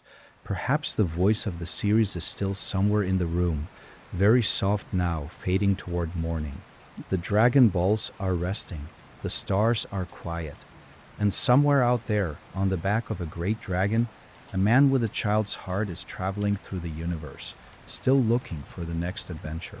This is what it means to make something with care, and to send it out into the world hoping it finds the people who need it. Dragon Ball GT found those people. It continues to find them, episode by episode, fact by fact, one quiet night at a time. There is a particular kind of quietness that belongs to the middle episodes of GT's Black Star arc, episodes 10 through 18 or so. That does not get discussed enough. These are the episodes where the series found its rhythm most naturally, before the pressure of the later sagas began to shape its pacing. In these middle episodes, the group moves between worlds with an unhurried quality, and the tone settles into something that feels less like action and more like travel. Real travel, the kind where the journey itself is the point, where what you encounter along the way matters more than any destination. This quality was not accidental. Maekawa and the writing team had made a deliberate choice to use the early Black Star arc as a period of genuine exploration, not just narrative exploration of new worlds and new situations, but tonal exploration of what this series wanted to be. They were finding the voice of GT in real time, and the episodes from this middle section carried the texture of that discovery. You can feel, watching them, that the people making the show were genuinely curious about where they were going. That curiosity communicates itself across decades. The planet designs from these middle episodes were handled by a team of art directors and background designers who had spent years on Dragon Ball Z and who brought a deep familiarity with the franchise's visual vocabulary to the task of building something new. Each world in the Black Star arc had to feel like somewhere real, not simply a painted backdrop, but a place with weather and history and the accumulated texture of things that had happened there long before the GT trio arrived. The best of these designs achieved exactly that. They suggested worlds that existed before the cameras turned toward them, and that would continue to exist after they moved on. The relationship between Giru and the GT trio deserves extended consideration because Giru is one of the series' most underrated creative achievements. On the surface, he is a small metal robot with a tendency toward comedic cowardice, a sidekick whose function seems primarily to be comic relief and occasional plot convenience. But the writers were building something more layered underneath that surface. And the revelation in the final episodes of the Black Star arc that Giru had been working all along in service of a plan the heroes did not understand recontextualized everything that had come before him. Giru's design was not accidental either. He was visually humble, small, rounded, expressive in a way that communicated feeling without requiring him to look human. His eyes, large and simple, could convey fear and joy and confusion with equal efficiency. His voice in the original Japanese, provided by Koichi Yamadera, gave him a distinctive quality that sat between mechanical and emotional in a way that served his eventual narrative complexity. He was not a robot performing emotion. He was something that had developed genuine attachment, genuine loyalty, and the conflict between those attachments gave his arc its weight. The video games that have featured Giru over the years have tended to treat him as a curiosity, a recognizable face from GT, present for completeness rather than narrative necessity. But Dragon Ball Online's decision to create an original Giru design in collaboration with Toriyama himself suggested that the character held a specific place in the franchise's creative imagination. Separate from any question of his narrative importance in GT, he was genuinely liked by the people closest to the source material, and that affection has sustained his presence in ways that purely mechanical utility would not have. The Lude arc, which occupied the middle sections of the Black Star saga, introduced Cardinal Muchi Machi and the machine mutant cult that worshipped the mechanical deity Lude. This storyline has received less scholarly attention than the more thematically ambitious arcs that followed it, but it contains some of GT's most interesting ideas in compressed form. The concept of a population that had built an entire religion around a mechanical god, that had structured their entire society, their rituals, their sense of meaning around an artificial deity, was a quietly provocative premise for a children's animated series. Lude himself was a fascinating villain in terms of design and concept, even if his presence in the story was relatively brief. The idea that he absorbed people into himself, that his power was literally built from the souls he consumed, connected the Lude storyline thematically to the baby saga that would follow it. Both were stories about possession, about the violation of individual identity by something larger and more consuming. The Lude arc introduced this theme in a relatively light-hearted key, setting up the more psychologically intense version that Baby would eventually represent. Pan's brief period inside Lude was one of the early Black Star arc's most visually unusual sequences, and one of the clearer examples of GT's willingness to put its characters into genuinely strange situations. The interior space of Lude had its own visual logic, its own surreal quality, and Pan's navigation of that space was handled with a combination of competence and vulnerability that served her characterization well.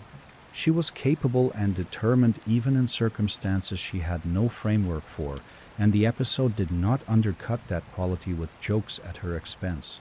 The episode that introduced Doltaki, the scientist behind the Lude cult, offered one of GT's quieter and more interesting minor character portraits. Doltaki was not a conventional Dragon Ball villain. He was not defined by power or by battle, but by obsession, by the desire to bring his mechanical god to full awakening. His relationship to Lude carried a quality of genuine devotion that was played as unsettling without being made into a joke. He believed in what he was doing, and his belief had a coherence that the series honored even as it worked against him. In a franchise that had historically kept its villains fairly legible in their motivations, power, revenge, pride, a character defined primarily by religious devotion was genuinely unusual. The resolution of the Lude story, with Pan's energy and Goku's combat ability together providing the mechanism of defeat, was one of the Black Star arc's better examples of cooperative problem-solving. The series was making a quiet argument throughout the arc that the journey required all three members of the group, not just Goku's power, not just Pan's determination, not just Trunks' pragmatism, but all three working in combination. The Lude battle made that argument most clearly, because neither Pan alone nor Goku alone could have resolved it. They needed each other in a way that was specific and meaningful, rather than simply convenient. The transition from the Black Star arc to the Baby saga was handled over the course of several episodes with a care that the series does not always receive credit for. Rather than cutting abruptly to a new threat, the writers allowed the world to settle after the resolution of the Black Star storyline, allowing the characters to return to Earth, to reconnect with people they had left behind, to exist in something approaching normalcy before the next crisis began to emerge. These transitional episodes are sometimes described as filler, but that description misses their narrative function. They were the exhale before the inhale, the quiet before the storm, and they gave the Baby saga's eventual horror a baseline of normalcy to violate. Baby's first movements through these transitional episodes were appropriately quiet. His initial spreading through the population of Earth did not announce itself with dramatic music or visible transformation. People simply became slightly different, slightly off, in ways that were difficult to precisely identify. The horror of the early Baby arc was its subtlety, the sense that something was wrong before anyone could articulate what, the gradual accumulation of wrongness until it became undeniable. This slow burn approach was more sophisticated than GT usually gets credit for, and it created a specific dread that the series maintained carefully through the first half of the saga. Gohan's possession by Baby was one of the saga's most carefully handled emotional notes. Gohan had spent Dragon Ball Z becoming one of the franchise's most beloved characters. The boy who had inherited his father's potential and exceeded it, who had achieved the Super Saiyan 2 form that defeated Cell, who had grown into a thoughtful and gentle young man even as his combat ability continued to develop. Watching him fall to Baby was therefore not simply a tactical setback for the heroes, but an emotional wound. He was not just a powerful ally lost to the enemy. He was someone specific, someone loved, and his loss was felt accordingly. The early stages of Gohan's possession were among the most unsettling sequences in the Baby saga because Gohan's facial expressions and vocal patterns remained almost entirely themselves.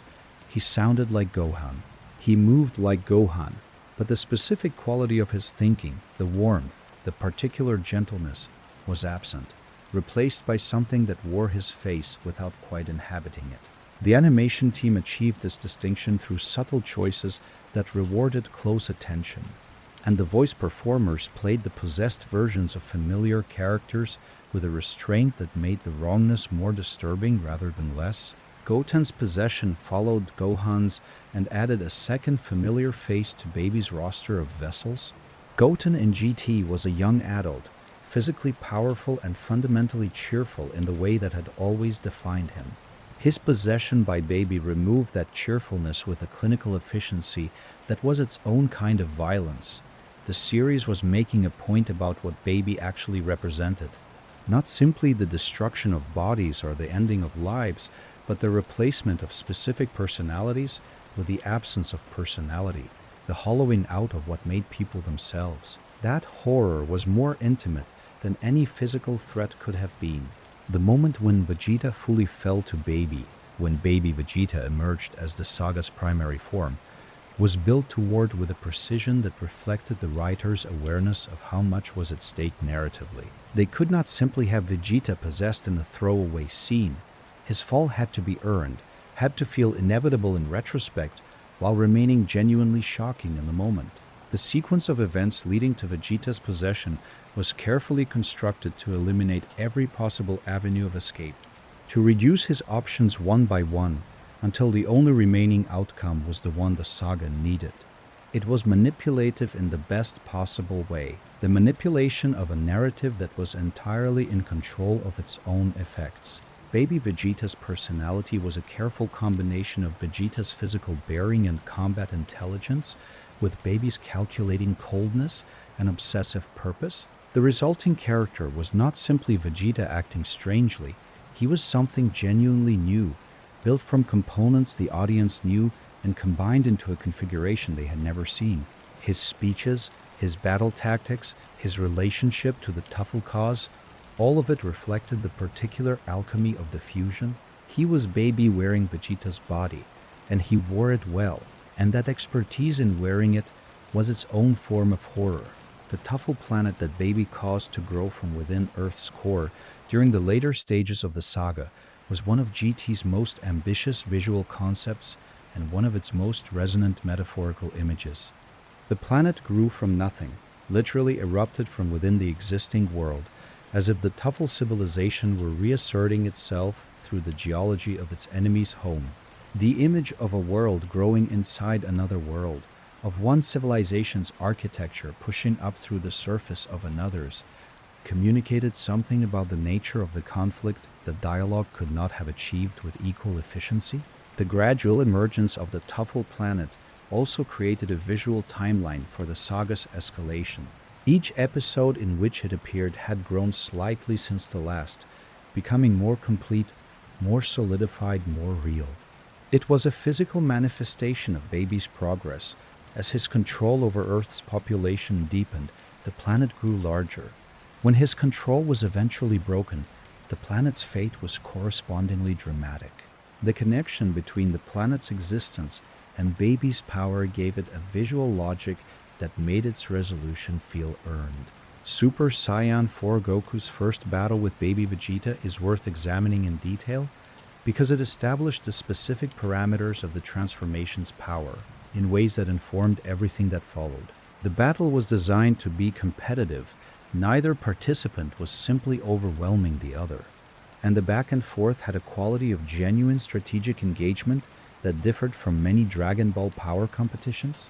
Baby Vegeta was not simply waiting to be defeated.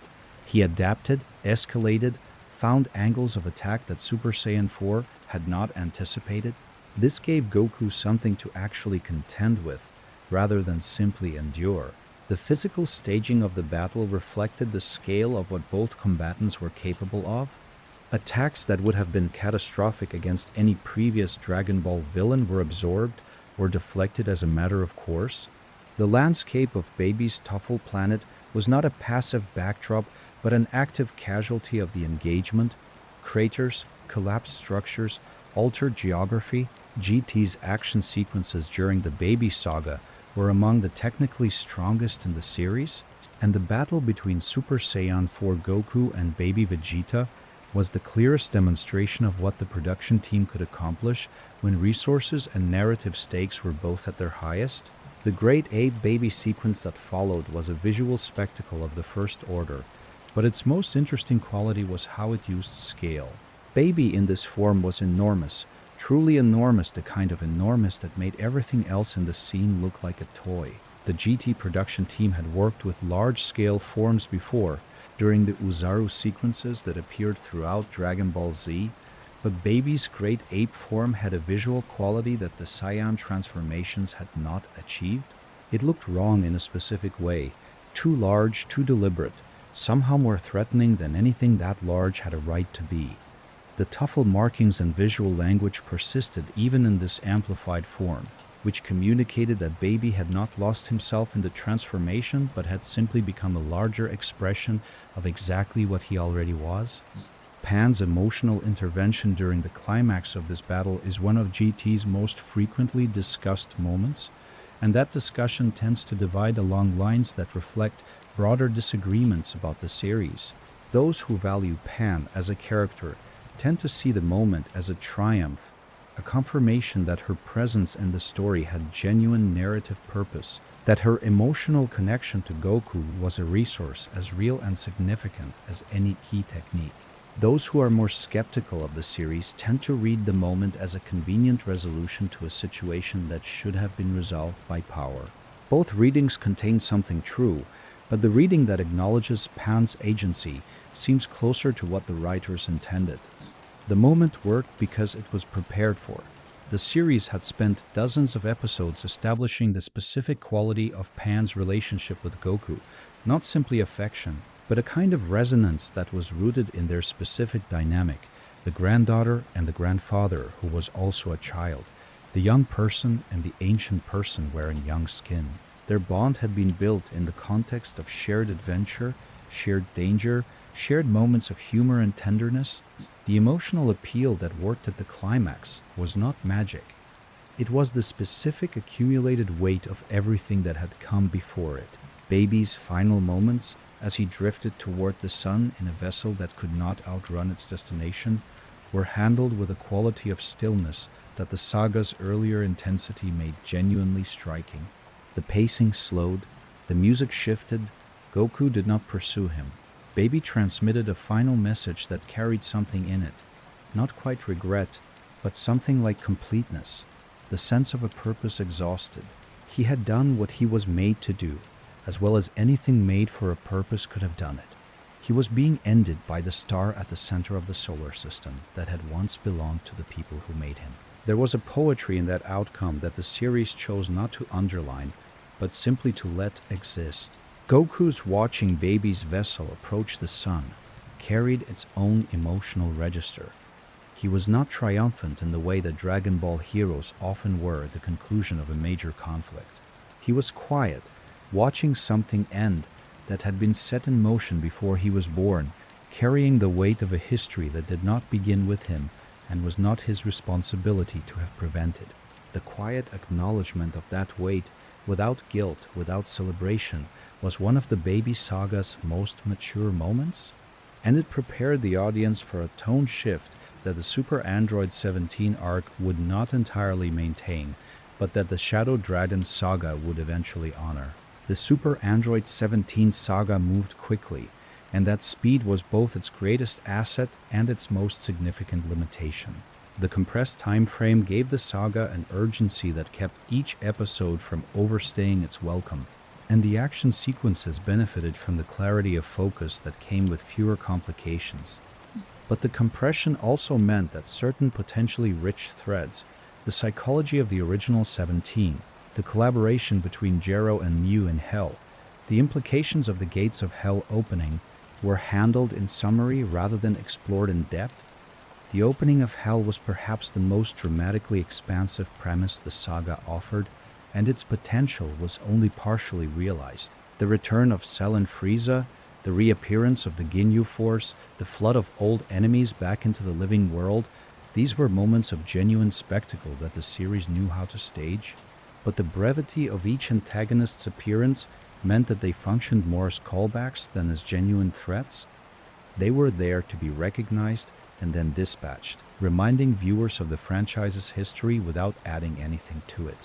The gesture was generous, but not quite as satisfying as a more extended engagement might have been.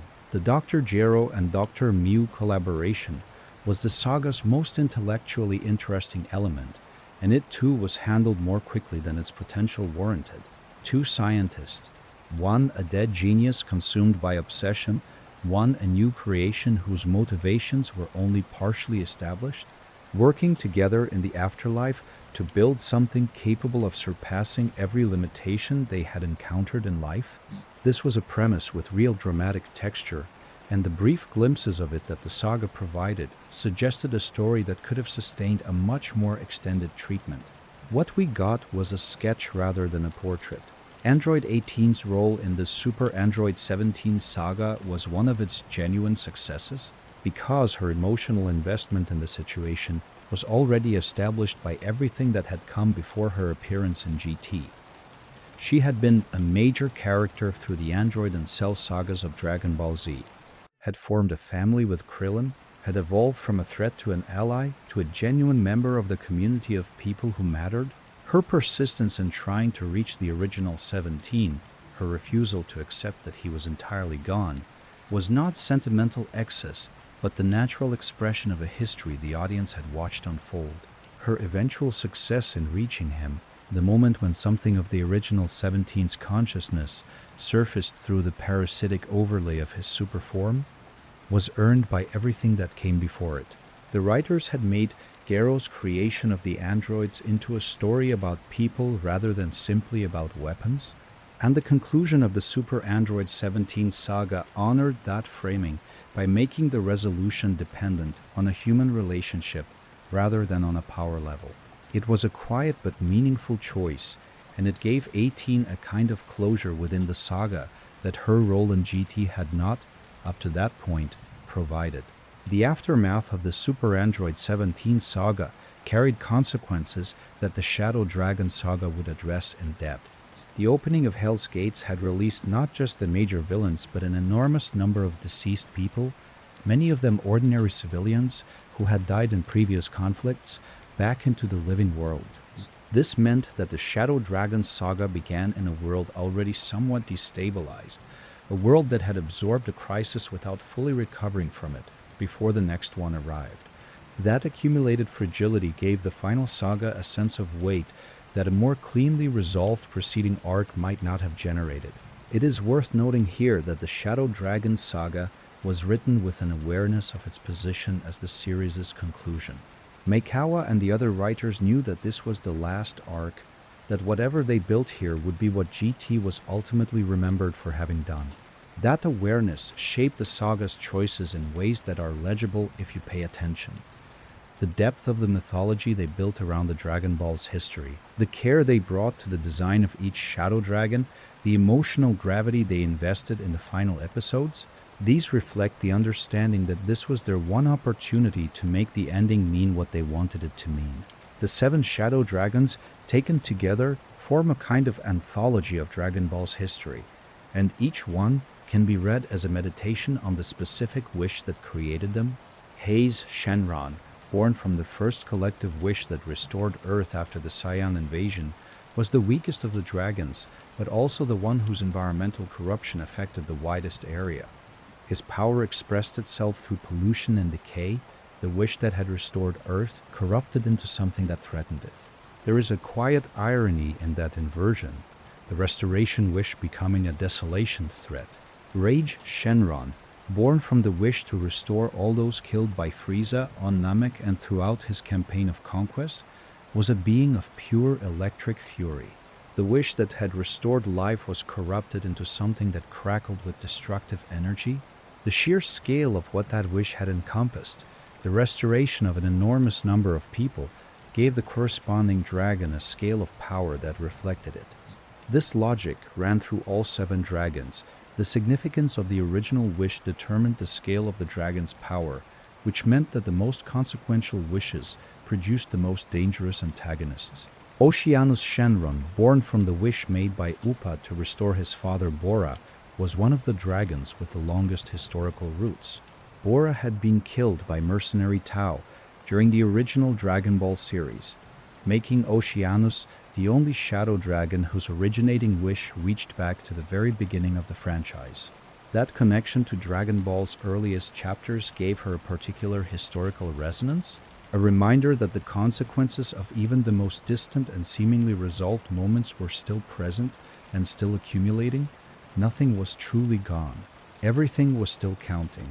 Naturon Shenron, the 7-star dragon, had one of the most disturbing abilities among the shadow dragons, the capacity to absorb living creatures and increase his power through their incorporation. When he absorbed Pan, the resulting form combined his power with her fighting ability and her energy in a way that created a specific and personal crisis for Goku. He had to fight something that wore Pan's face and used Pan's voice, knowing that destroying it would harm her. This was a variant on the possession theme that had run through the Baby Saga, applied here with a different emphasis. It was not about the corruption of identity, but about the weaponization of love, using Goku's attachment to Pan as a tactical advantage. The resolution of the Naturon-Shenron confrontation required Goku to make a choice that the series treated with genuine weight, a choice between the immediate safety of someone he loved and the larger stakes of the conflict. GT did not make this choice easy or present it as obviously correct. It honored the genuine difficulty of the decision while ultimately moving through it to a conclusion that preserved both values, though not without cost. These moments of genuine moral difficulty, not choices between good and evil, but between competing goods, between things that were both genuinely right, were among GT's most sophisticated narrative moves. Ice, Shenron, and Nuova Shenron together formed the most dramatically interesting pair of shadow dragons, and their relationship with each other added a layer of complexity to the saga that distinguished it from a simple escalation toward Omega. They were brothers in the sense that any two beings born from the same artifact shared a bond, and the saga explored the specific tension of that bond between a dragon who retained something approaching honor and a dragon who had abandoned it entirely. Nuova Shenron's code was not simply a device for making him sympathetic. It was a genuine characterization, a specific way of being in the world that the saga respected even when it worked against him. He had decided, for reasons the series did not fully explain and did not need to, that he would fight fairly, that he would not exploit disadvantage, that there was a right way to pursue his purpose and he would pursue it that way. This code cost him everything in the end. His brother, who shared none of his scruples, used his loyalty against him. But the saga did not present this as evidence that the code was wrong.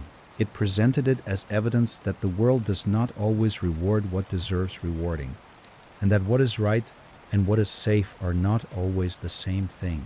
Sin Shenron's absorption of the other Dragon Balls to become Omega Shenron was one of the most visually and narratively dramatic escalations in the Shadow Dragon saga, and its execution reflected careful preparation. The saga had been building toward this possibility from the moment Sin Shenron appeared. His specific ability to incorporate the other shadow dragons into himself meant that every victory over an individual dragon was also a potential step toward a worse outcome. The heroes had been working to solve the problem by eliminating its components, and the elimination of those components was precisely what enabled the worst version of the problem to emerge. This structural trap, where doing the right thing in the short term enables a more dangerous long-term outcome, was thematically consistent with the Shadow Dragon saga's larger argument about the Dragon Balls. The heroes had always used the Dragon Balls to solve immediate problems, and the accumulated solutions had created the crisis now unfolding. The absorption of the defeated shadow dragons by Sin Shenron was a microcosm of that larger pattern, played out over a compressed time frame. Even at the level of tactical problem solving within the final arc, the series was making its argument. Omega Shenron's design, combining visual elements from all 7 shadow dragons into a single overwhelming form, was one of the most technically ambitious character designs in GT's production history. The team had to take 7 distinct visual languages. Each shadow dragon had its own color palette, its own markings, its own specific aesthetic, and synthesize them into something coherent and threatening rather than simply chaotic.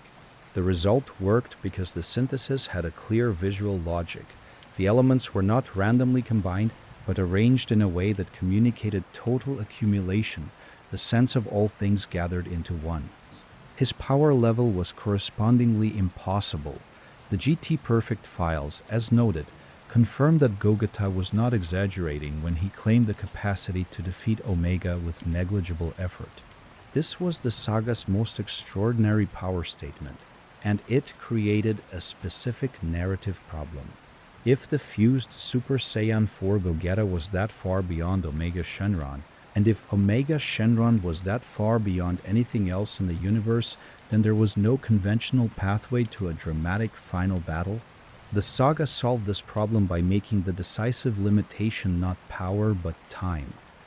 Gogeta could not sustain his fusion. The most powerful thing in the universe was temporary. And so the real question became not whether the heroes could generate enough power, but whether the universe itself, the ordinary people and their willingness to give something of themselves, could sustain the effort long enough to matter. The universal spirit bomb that concluded the Shadow Dragon saga drew its emotional weight from everything that had been established about the Black Star Arc's many planets and populations. When energy began arriving from across the universe, from worlds the GT trio had visited, from people whose names the audience might not have remembered but whose faces had appeared, it was not simply a power mechanic. It was a narrative confirmation that the journey had mattered. The people met on Emeka and on the planet of the giants and on every other world in the space arc had not been background decoration. They were participants in the ending, contributing something specific from their specific experience of the hero's presence in their lives. This is the structure of Dragon Ball at its most generous and its most clear-sighted. Power as something given and received, as a relationship rather than a property, as something that grows through connection rather than isolation. The series had been making this argument since the Genki Dama concept was introduced by King Kai during the Saiyan saga. GT's final spirit bomb was that argument at its most expanded scale, gathering energy not just from the living beings of Earth, but from across the universe, from worlds and peoples that most Dragon Ball stories had never reached. The Grand Tour had been preparing for this moment all along, even when it did not know it. The departure of Goku with Shenron, watched by Vegeta from a distance while the others searched the sky without understanding what they were looking at, was staged with a compositional economy that gave it a specific emotional register. Vegeta stood apart from the group, as he so often had, as he perhaps always would, and watched alone. He understood where Goku was going. He was the only one who did, and what passed between them in that final moment of visual contact, not words, not a gesture, not the explicit articulation of anything, was everything that Dragon Ball Z had spent years building toward. Two rivals, two people who had made each other better through the friction of their competition, one of them leaving, the other watching him go. Vegeta did not call out. He did not wave. He simply watched, and then the sky was empty, and then he turned back to the people who did not understand what they had just witnessed. That restraint, the decision not to underline, not to make explicit, not to give the moment more words than it needed, was one of GT's wisest choices, and it honored both characters in a way that a more conventional farewell sequence would not have achieved. In the years following GT's conclusion, as the Dragon Ball franchise continued to evolve through new films and eventually through Dragon Ball Super, the series found a second life that its original broadcast history had not guaranteed. Fans who had encountered it as children grew older and found new things in it. Critics who had dismissed it as a disappointing sequel began to reconsider specific elements of it in light of what came after. The Shadow Dragon mythology in particular attracted renewed attention as fans appreciated its structural elegance more fully with the benefit of distance. The idea that the Dragon Balls had a cost was not just an interesting narrative device. It was a fundamental reframing of the franchise's most central artifact, and it carried implications that rippled backward through everything. Dragon Ball GT remains the only Dragon Ball television series to have been created entirely without Toriyama's active narrative involvement, which gives it a quality that no other part of the franchise possesses. It is the Dragon Ball universe imagined by people who loved it deeply, but were not its creator. A loving extrapolation built from internalized understanding rather than from originating vision. There is something genuinely moving about that quality, about the effort of people trying to honor something they did not make by making something that felt worthy of it. Whether they succeeded is a question that different viewers will answer differently. But the attempt was real, and the care was real, and the 64 episodes that resulted carry that care in every frame. And finally, quietly at the end of all of it, there is Toriyama's small animation of Goku high-fiving Aral as the time slot passed from one series to the next. It was 30 seconds, perhaps less. It required someone to think about it, to decide it should exist, to give it the specific form it took. Someone decided that the handoff between series should be warm and personal, that the characters should meet each other in that brief moment of transition, that the nearly 20 years of Toriyama's presence in that time slot deserved something more than a simple cut to commercial. And so Goku, restored to his adult form for just that moment, and Arale, the character who had first claimed that time slot for Toriyama's work all those years ago, touched hands in the space between programs. And then GT was over, and something new was beginning, and the Dragon Ball universe went on.